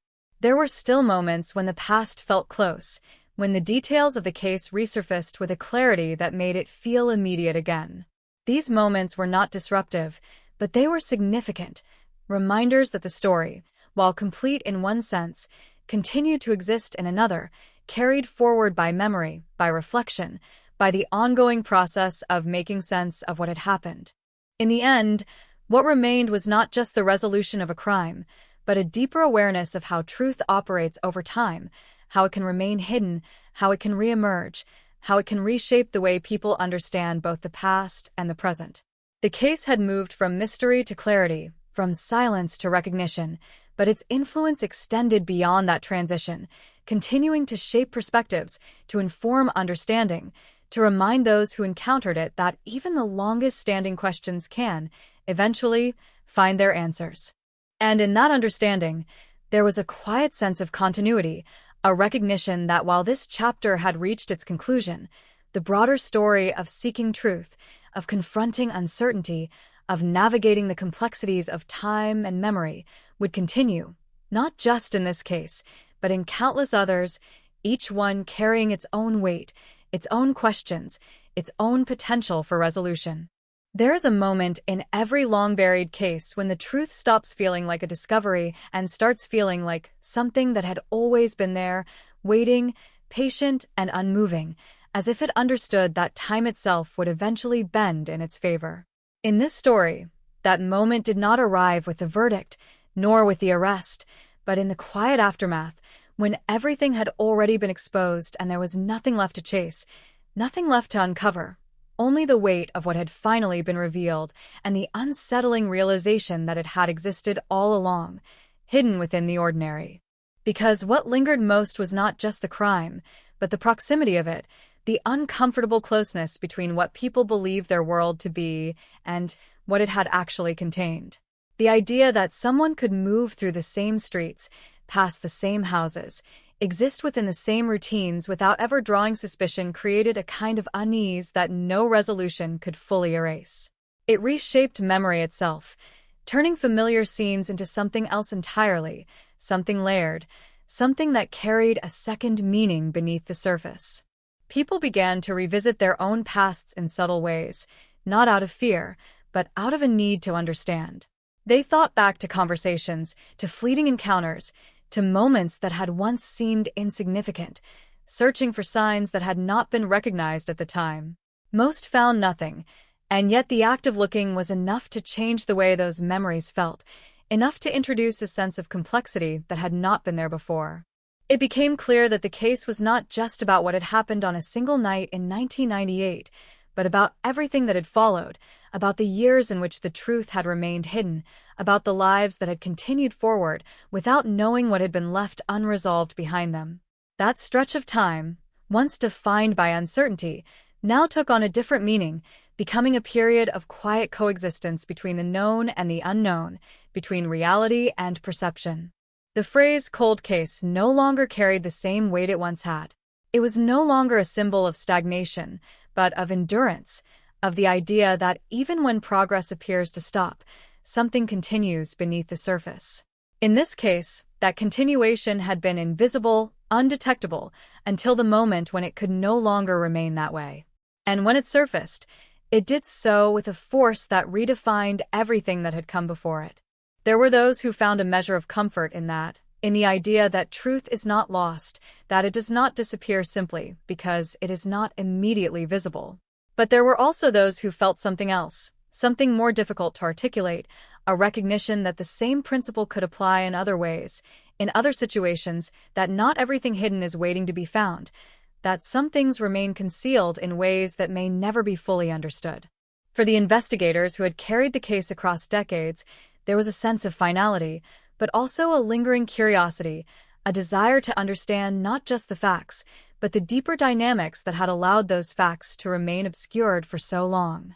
They revisited their own work, not to question it, but to learn from it, to identify the subtle points where things might have been different under other circumstances, where a different tool, a different method, a different perspective might have led to a different outcome sooner. This reflection was not rooted in regret, but in growth, in the understanding that every case contributes to a larger body of knowledge, that each investigation, solved or unsolved, shapes the way future cases are approached. The lessons drawn from this one would extend beyond its specific details, influencing procedures, informing decisions, reinforcing the importance of preserving evidence, of remaining open to new possibilities even when a case appears to have reached its limit. At the same time, the human element remained at the center, impossible to separate from the technical and procedural aspects. The story was not just about evidence and timelines, but about people, about the ways in which a single event can ripple outward, affecting individuals and communities in ways that are not always immediately visible.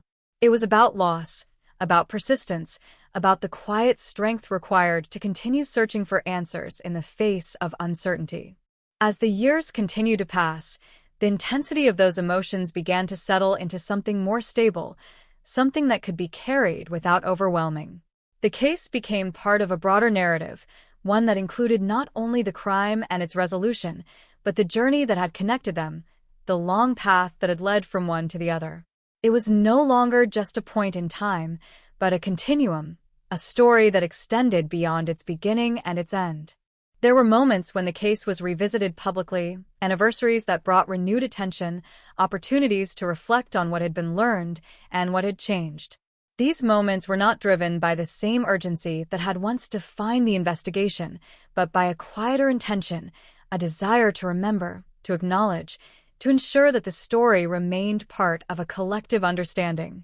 And in those moments, the narrative often returned to the same central idea, the one that had come to define the case in its final form. That truth, no matter how deeply buried, has a way of emerging.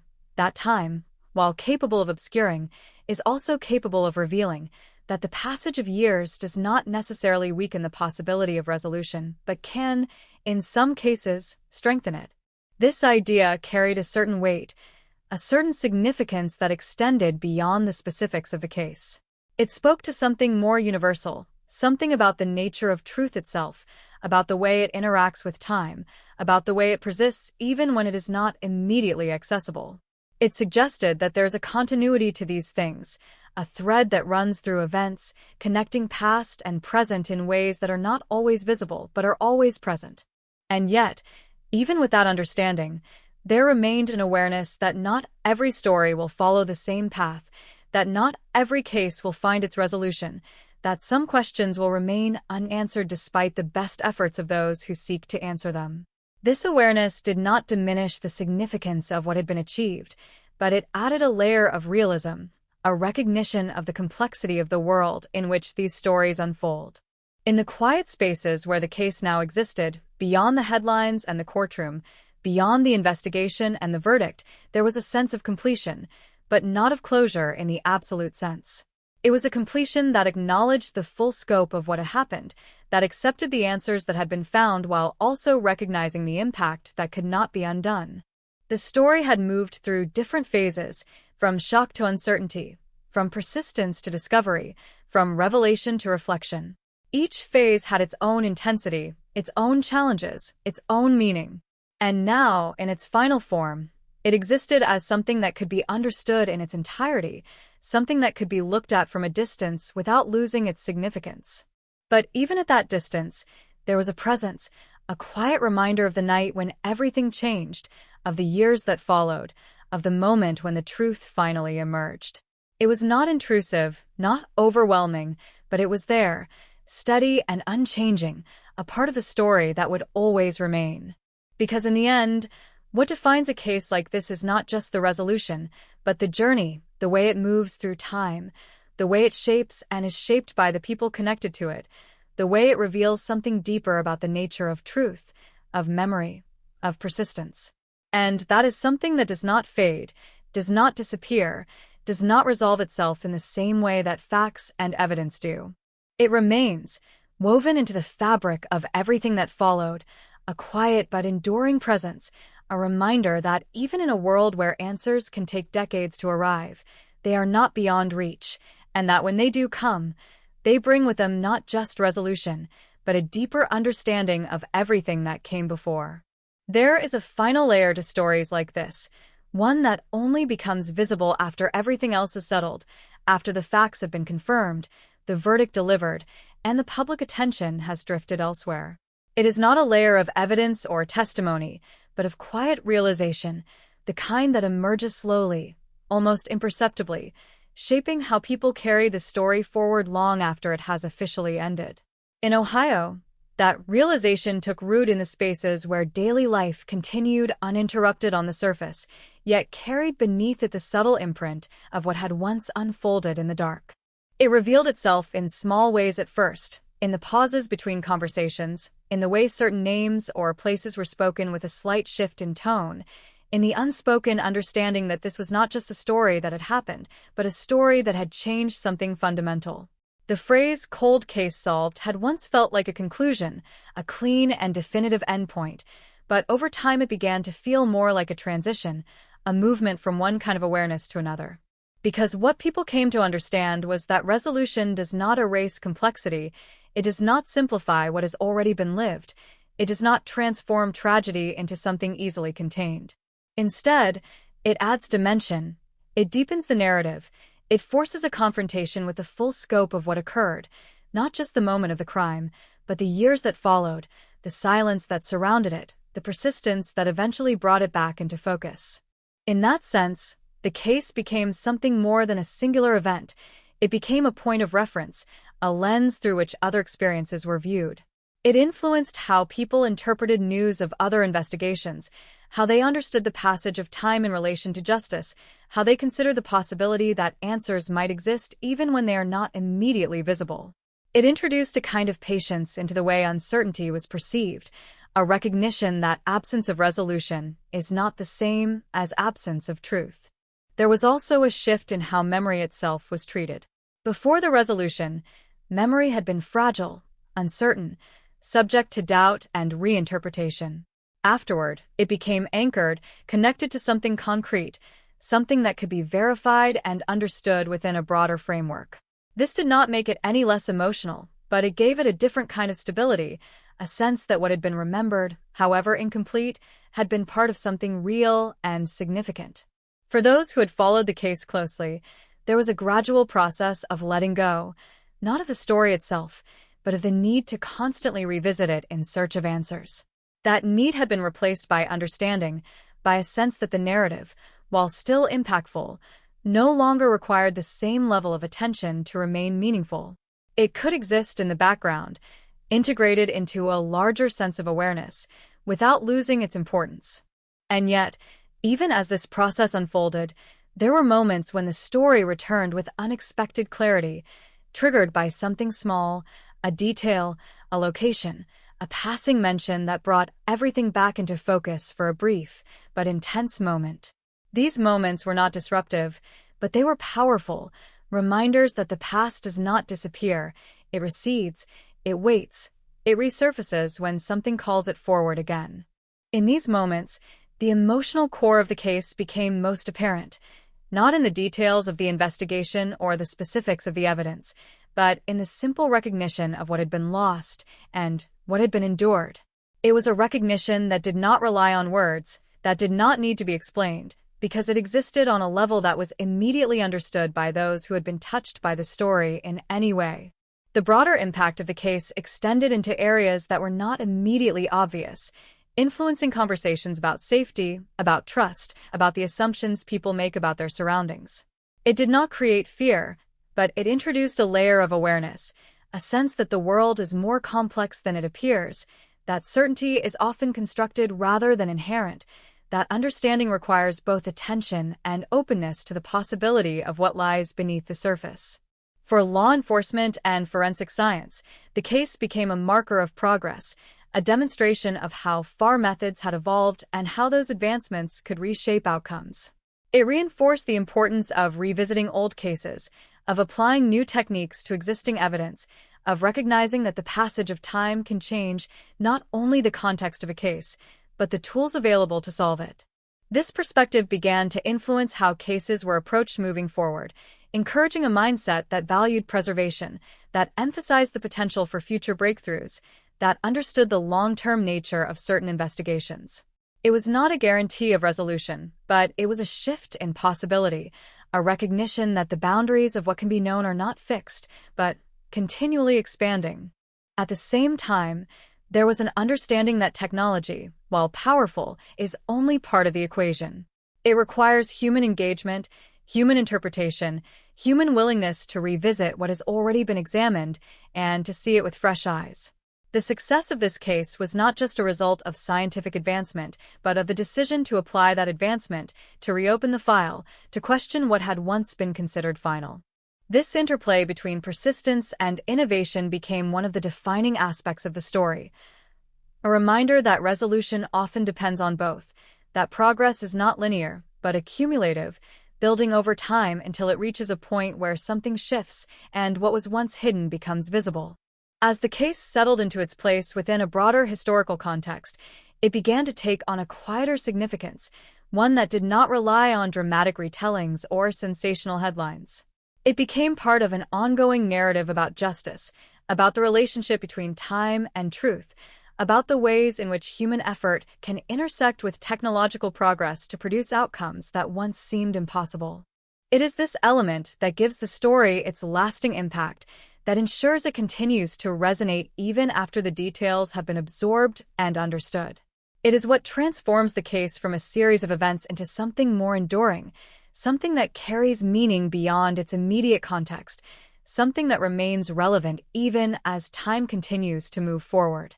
And so the story remains, not as a question anymore, but as an answer that continues to unfold in subtle ways, influencing perspectives, shaping understanding, reminding those who encounter it that even the most deeply buried truths have the potential to emerge, and that when they do, they bring with them not just resolution, but a deeper awareness of everything that came before and everything that continues after.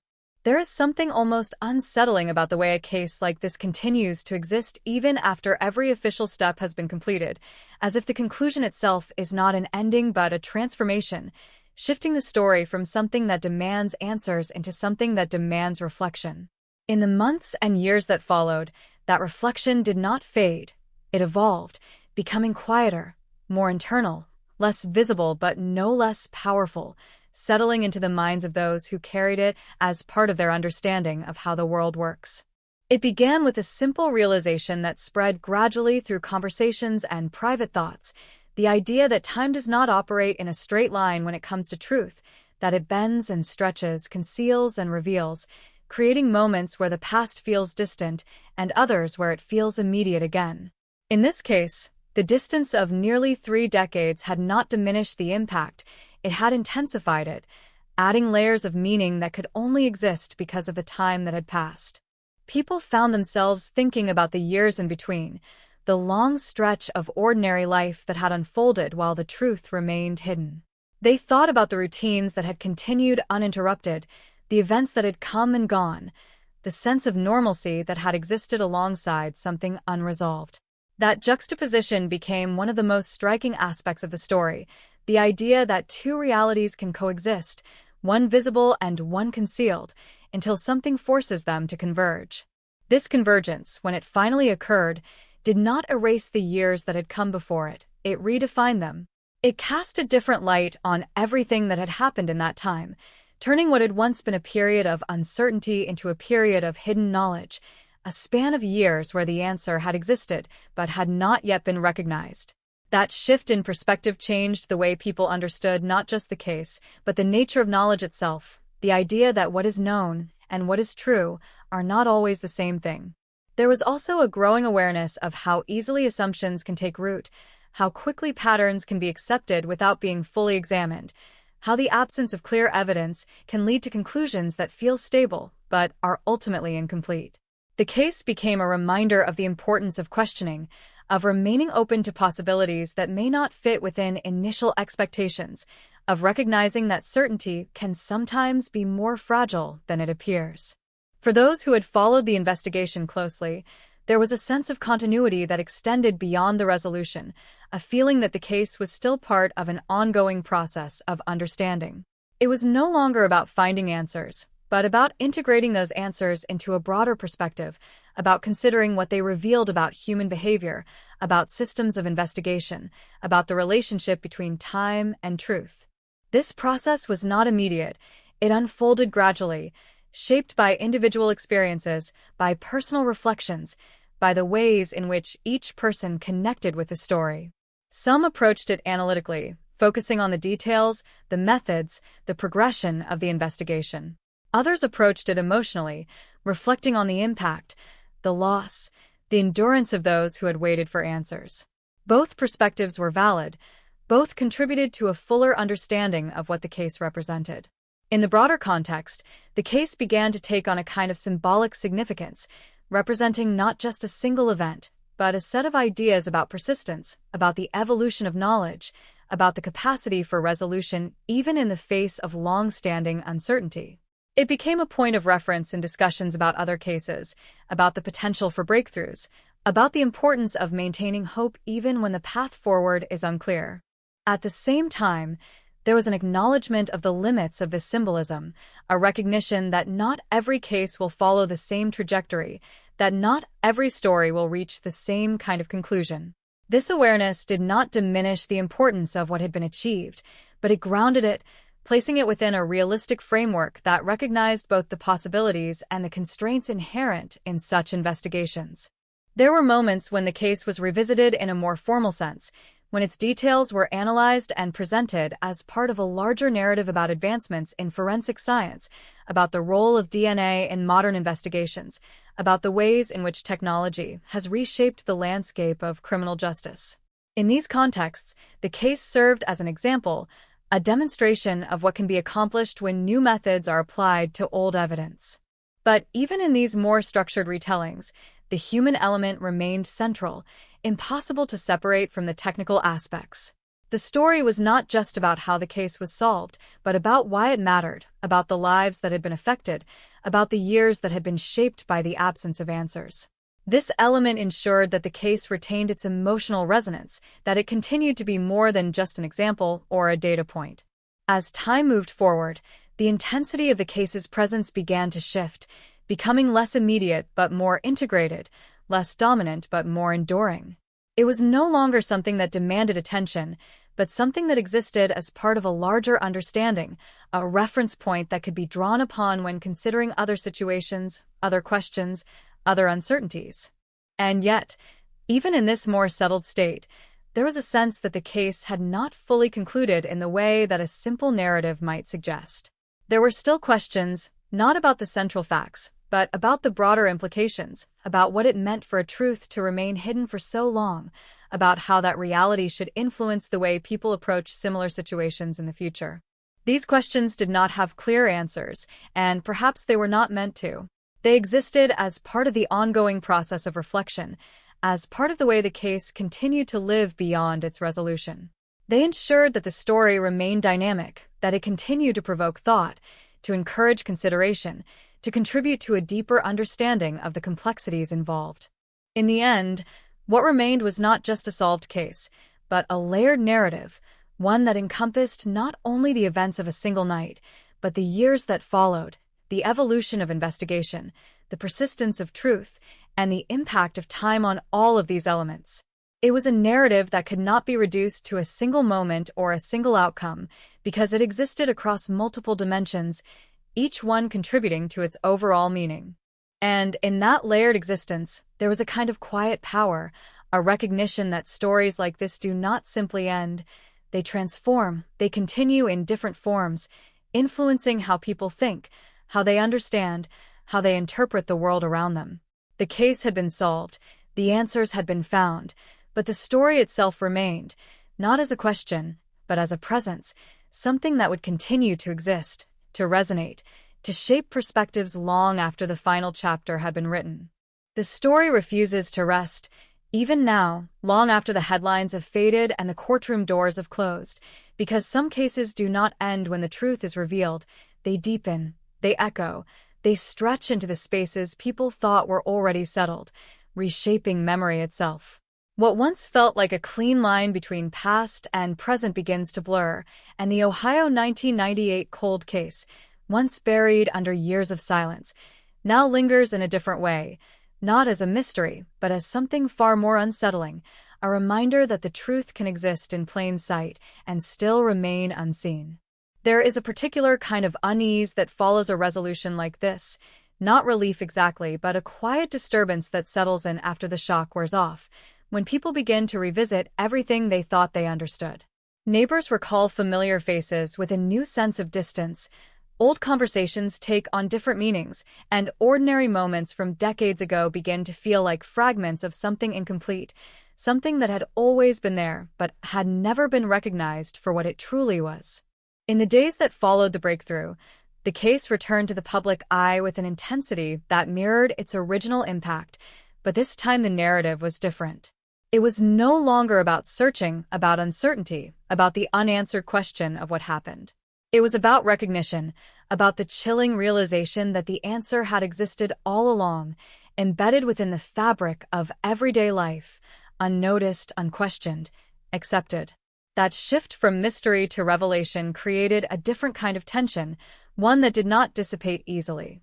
The investigation itself, once thought to have reached its limits, became a subject of renewed scrutiny, not in a critical sense, but in a reflective one. Detectives who had worked the case years earlier found themselves revisiting old notes, retracing steps they had taken with the tools and knowledge available at the time. There was no regret in their efforts, no sense of failure, but there was an acknowledgement of how much had changed, how the evolution of forensic science had opened doors that had once seemed permanently closed. DNA, once a distant possibility, had become the key that unlocked everything, turning fragments into certainty, suspicion into confirmation. But even that breakthrough carried its own weight, because it forced a confrontation with the idea that justice can be delayed not by lack of effort, but by the limits of what is possible at a given moment in time. It raised questions that extended beyond this single case, questions about how many other stories remained unresolved, waiting for a similar moment of clarity.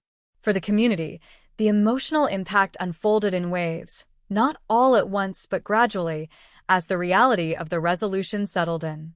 There was relief, certainly, a sense that the long-standing uncertainty had finally been addressed, that the silence surrounding the case had been broken. But alongside that relief was something more complex, a recognition that the answer did not erase the years that had passed, did not undo the absence, did not restore what had been lost. Families who had carried the weight of unanswered questions for decades found themselves in a position they had imagined, but never fully expected to reach. Closure, a word often used but rarely understood, revealed itself to be something less definitive than it sounded. It was not an endpoint, not a moment of finality, but a transition, a shift from one kind of burden to another, from not knowing to knowing, from uncertainty to a different kind of understanding that carried its own emotional complexity. There were moments of silence that spoke louder than any statement, moments where the significance of what had been uncovered seemed too vast to fully articulate. In those moments, the case felt less like a sequence of events and more like a reflection of something broader, something about time, about memory, about the way lives can intersect in ways that remain hidden until the very end. As the details became more widely known, as the narrative spread beyond the immediate community, the case took on a larger significance, becoming part of a wider conversation about cold cases, about the potential for resolution even after decades of uncertainty. It became a symbol of possibility, but also a reminder of the patience required, the persistence, the willingness to continue searching even when the path forward is unclear. Yet even as it was discussed, analyzed, and remembered, there remained an element that resisted simplification, something that could not be fully captured in reports or summaries. It was the human dimension, the lived experience of those who had been part of the story, directly or indirectly, the way it had shaped their lives in ways both visible and invisible. That dimension ensured that the case would never be reduced to a single narrative, that it would continue to exist as a collection of perspectives, each one contributing to its overall meaning. Time, which had once been the factor that obscured the truth, now became the element that defined its impact. The years that had passed were no longer just a measure of delay. They were part of the story itself, shaping how the case was understood, how it was remembered, how it resonated with those who encountered it. The distance between 1998 and the present was not empty space. It was filled with moments, with lives, with experiences that had unfolded alongside an unanswered question. And now that the question had been answered, those moments did not disappear. They remained, reframed, reinterpreted in light of what had been revealed. The past was not replaced by the present. It was recontextualized, becoming something that could be seen from a different angle, something that carried new meaning without losing its original significance. There is a quiet intensity in that kind of transformation, a sense that the story continues even after its central mystery has been resolved. It continues in the way people talk about it, in the way they think about similar cases, in the way it influences their understanding of truth and time. It continues in the questions that remain, not about what happened, but about what it means, about how it should shape the way we approach the unknown. In the end, the Ohio 1998 cold case does not settle into a simple conclusion. It lingers, it evolves, it remains present in a way that defies the expectation of closure. It stands as a reminder that some stories are not defined by their endings, but by their persistence, by the way they continue to exist beyond the moment of resolution, influencing thought, provoking reflection, leaving an imprint that cannot be erased. And perhaps that is the most unsettling aspect of all, not the crime itself, not the years of uncertainty, not even the revelation that brought it all into focus, but the realization that the story is still here, still unfolding in quieter ways, still shaping the way people understand the past and the present, still existing as a presence that cannot be fully contained. Because even when the truth is finally uncovered, even when the case is officially closed, something remains, something that refuses to fade, something that continues to echo long after the final word has been spoken. The silence that follows a case like this is never truly silent. It carries weight, it carries memory, it carries the quiet persistence of something that refuses to disappear completely, even after every official answer has been delivered and every legal process has run its course. In Ohio, the echoes of 1998 do not fade into the background. They remain embedded in the atmosphere, subtle but unmistakable, shaping the way people think about what happened and, more importantly, about what it means that it took so long to uncover the truth. There is a particular tension that exists in the aftermath of a solved cold case, a tension between finality and continuation, between the idea that the story has reached its conclusion and the reality that its impact continues to unfold. This tension becomes part of the narrative itself, an extension of the case that exists beyond the crime, beyond the investigation, beyond the courtroom, reaching into the everyday lives of those who carry its memory forward. For many, the case becomes a reference point, something they return to when considering other unsolved mysteries, other lingering questions, other moments where the truth seems just out of reach.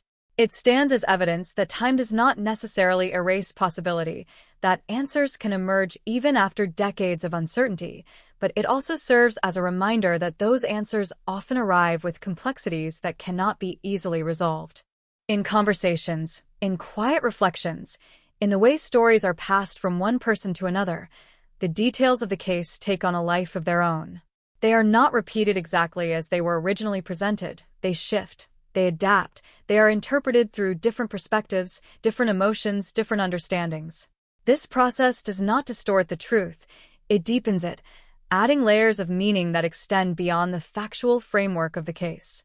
There is also an awareness of the fragility of memory, the way it can be influenced by new information, reshaped by changing contexts, redefined by the passage of time. People begin to question their own recollections, to reconsider moments that once seemed insignificant, to wonder whether there were signs that were missed, connections that were overlooked. These questions do not necessarily lead to new answers, but they contribute to the ongoing engagement with a case, keeping it present in a way that is both personal and collective. The role of technology in resolving the case becomes another focal point, not just as a tool, but as a symbol of progress, of the evolving capacity to uncover truths that once seemed inaccessible. DNA, databases, analytical methods, All of these elements represent a shift in what is possible, a movement from limitation to possibility that redefines the boundaries of investigation. Yet, even as these advancements are acknowledged, there is a recognition that they are only part of the equation, that human determination, persistence, and attention to detail remain essential components of any breakthrough. Investigators, both past and present, become part of this extended narrative, their efforts forming a continuous thread that connects the initial response to the eventual resolution. There is respect for the work that was done in earlier years, and understanding that without those foundational steps, the later breakthroughs would not have been possible. This continuity reinforces the idea that cases like this are not defined by a single moment of discovery, but by a cumulative process that spans years, even decades.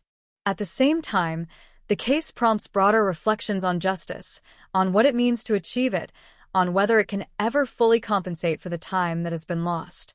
There is no simple answer to this question, no definitive measure that can determine whether justice has been served in a way that balances the scales. Instead, there is an ongoing dialogue, an exploration of the different ways in which justice can be understood, experienced, and evaluated. For the families involved, the resolution represents a shift that is both significant and deeply personal. It changes the nature of their connection to the case, altering the way they engage with its memory, the way they integrate it into their lives. The absence of answers is replaced by the presence of knowledge, but that knowledge carries its own weight, its own set of emotional challenges that must be navigated over time. The community, too, undergoes a transformation, subtle but meaningful, as the case moves from an open question to a closed chapter. There is a sense of completion, but also a sense of continuity, an understanding that the story will remain part of the collective identity, part of the shared history that shapes how people see themselves and their surroundings. This duality ensures that the case is not forgotten, that it continues to exist as a point of reference, a reminder of what has been experienced and what has been learned. As years continue to pass, the intensity of the case may diminish, the immediacy of its impact may soften, but its presence does not disappear. It becomes integrated into a broader context, one that includes other cases, other stories, other moments of revelation and uncertainty. In this context, it contributes to a larger understanding of how truth emerges, how it is recognized, how it is interpreted.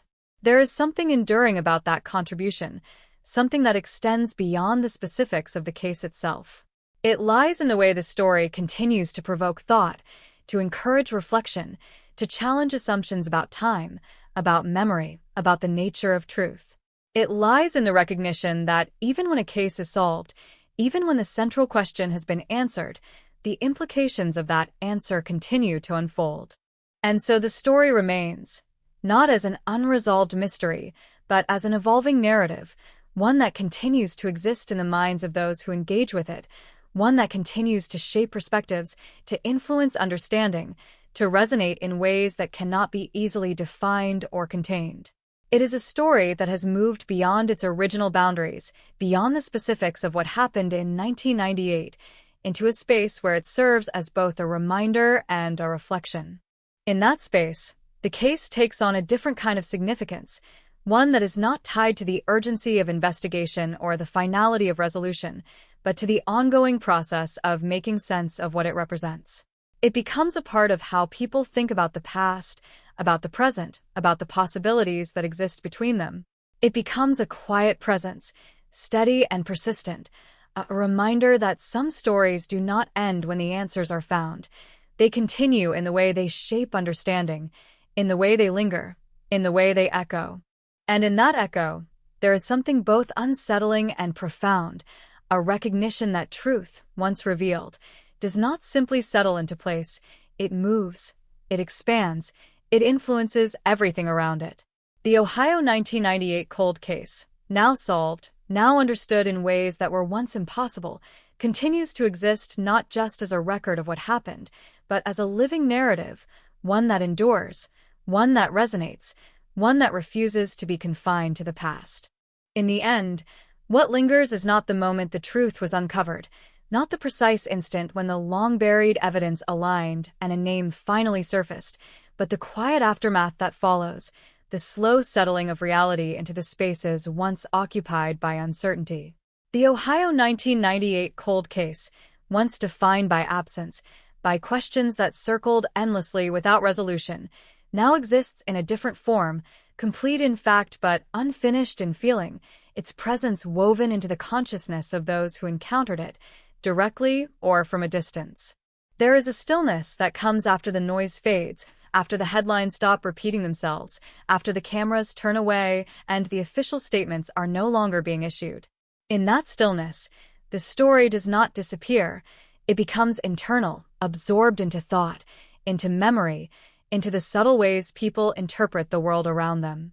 It becomes less about what happened and more about what it revealed, about the hidden structures beneath ordinary life, about the fragile boundary between what is known and what remains concealed.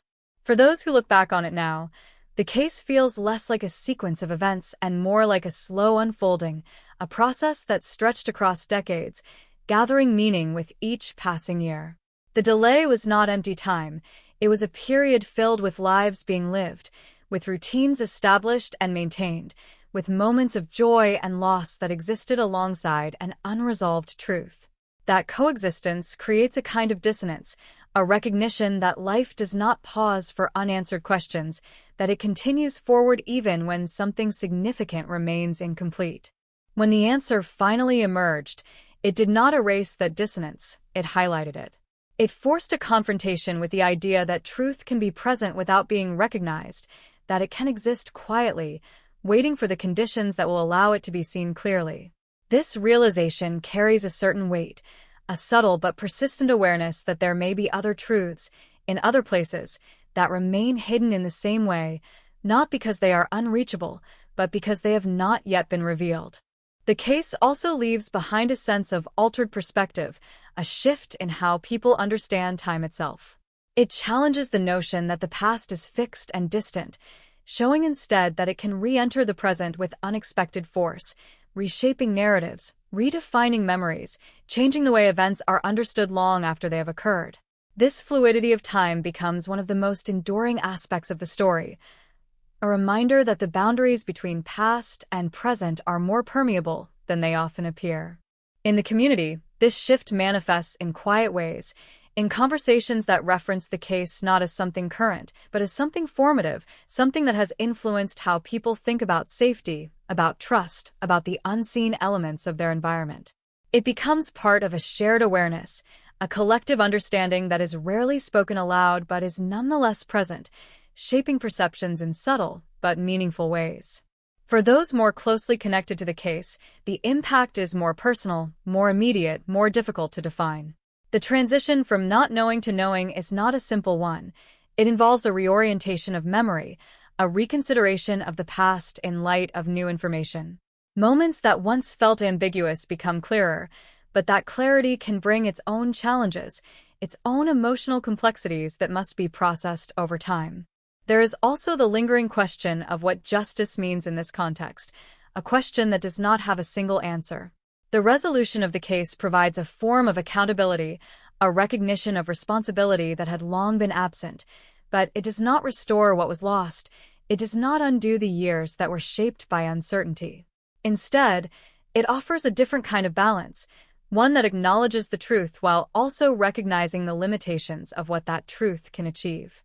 As the story continues to settle into its place within memory and history, it becomes less about the specifics and more about the patterns it reveals, the broader insights it offers into the nature of investigation, of persistence, of human behavior. It becomes an example, not in a reductive sense, but in a way that invites reflection, that encourages a deeper consideration of how similar situations might be approached, how different outcomes might be achieved.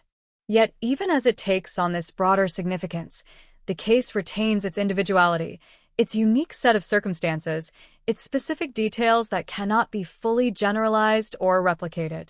This balance between the particular and the universal is part of what gives it its enduring resonance, allowing it to function both as a distinct story and as part of a larger narrative about truth and time. There is a sense, too, that the case has altered the way people think about endings. It challenges the idea that an ending is a point of closure, suggesting instead that it is a transition, a movement from one state to another, from uncertainty to understanding, from question to answer, from silence to acknowledgement. This perspective reframes the conclusion not as a stopping point, but as a continuation, a different phase of engagement with the story. In that continuation, the case finds a kind of permanence, not in the sense of being fixed or unchanging, but in the sense of being integrated, becoming part of the way people interpret similar events, part of the framework through which they understand the relationship between past and present. It becomes a reference point, a quiet presence that informs thought without demanding attention. And so, even as time moves forward, even as new stories emerge and old ones recede, the Ohio 1998 cold case remains, not as an open question, but as a resolved one that continues to resonate, to influence, to shape understanding in ways that are both subtle and profound. It exists in the background, steady and enduring, a reminder of what has been uncovered and what that uncovering has revealed. In the final analysis, the story does not end with the revelation of the truth. It extends beyond it, into the ongoing process of interpretation, of reflection, of meaning-making that follows any significant event. It becomes part of a larger continuum, one that includes not only this case, but all cases that share its characteristics, its challenges, its eventual resolution. And within that continuum, there is a quiet but persistent recognition that the search for truth is never entirely complete, that each answer opens the door to new questions, new considerations, new understandings. The Ohio 1998 cold case, solved after so many years, stands as both a conclusion and a beginning, a point at which one story ends and another, more subtle one begins, unfolding not in headlines or courtrooms, but in the minds of those who continue to think about it, to learn from it, to carry it forward in ways that ensure it will never truly be forgotten.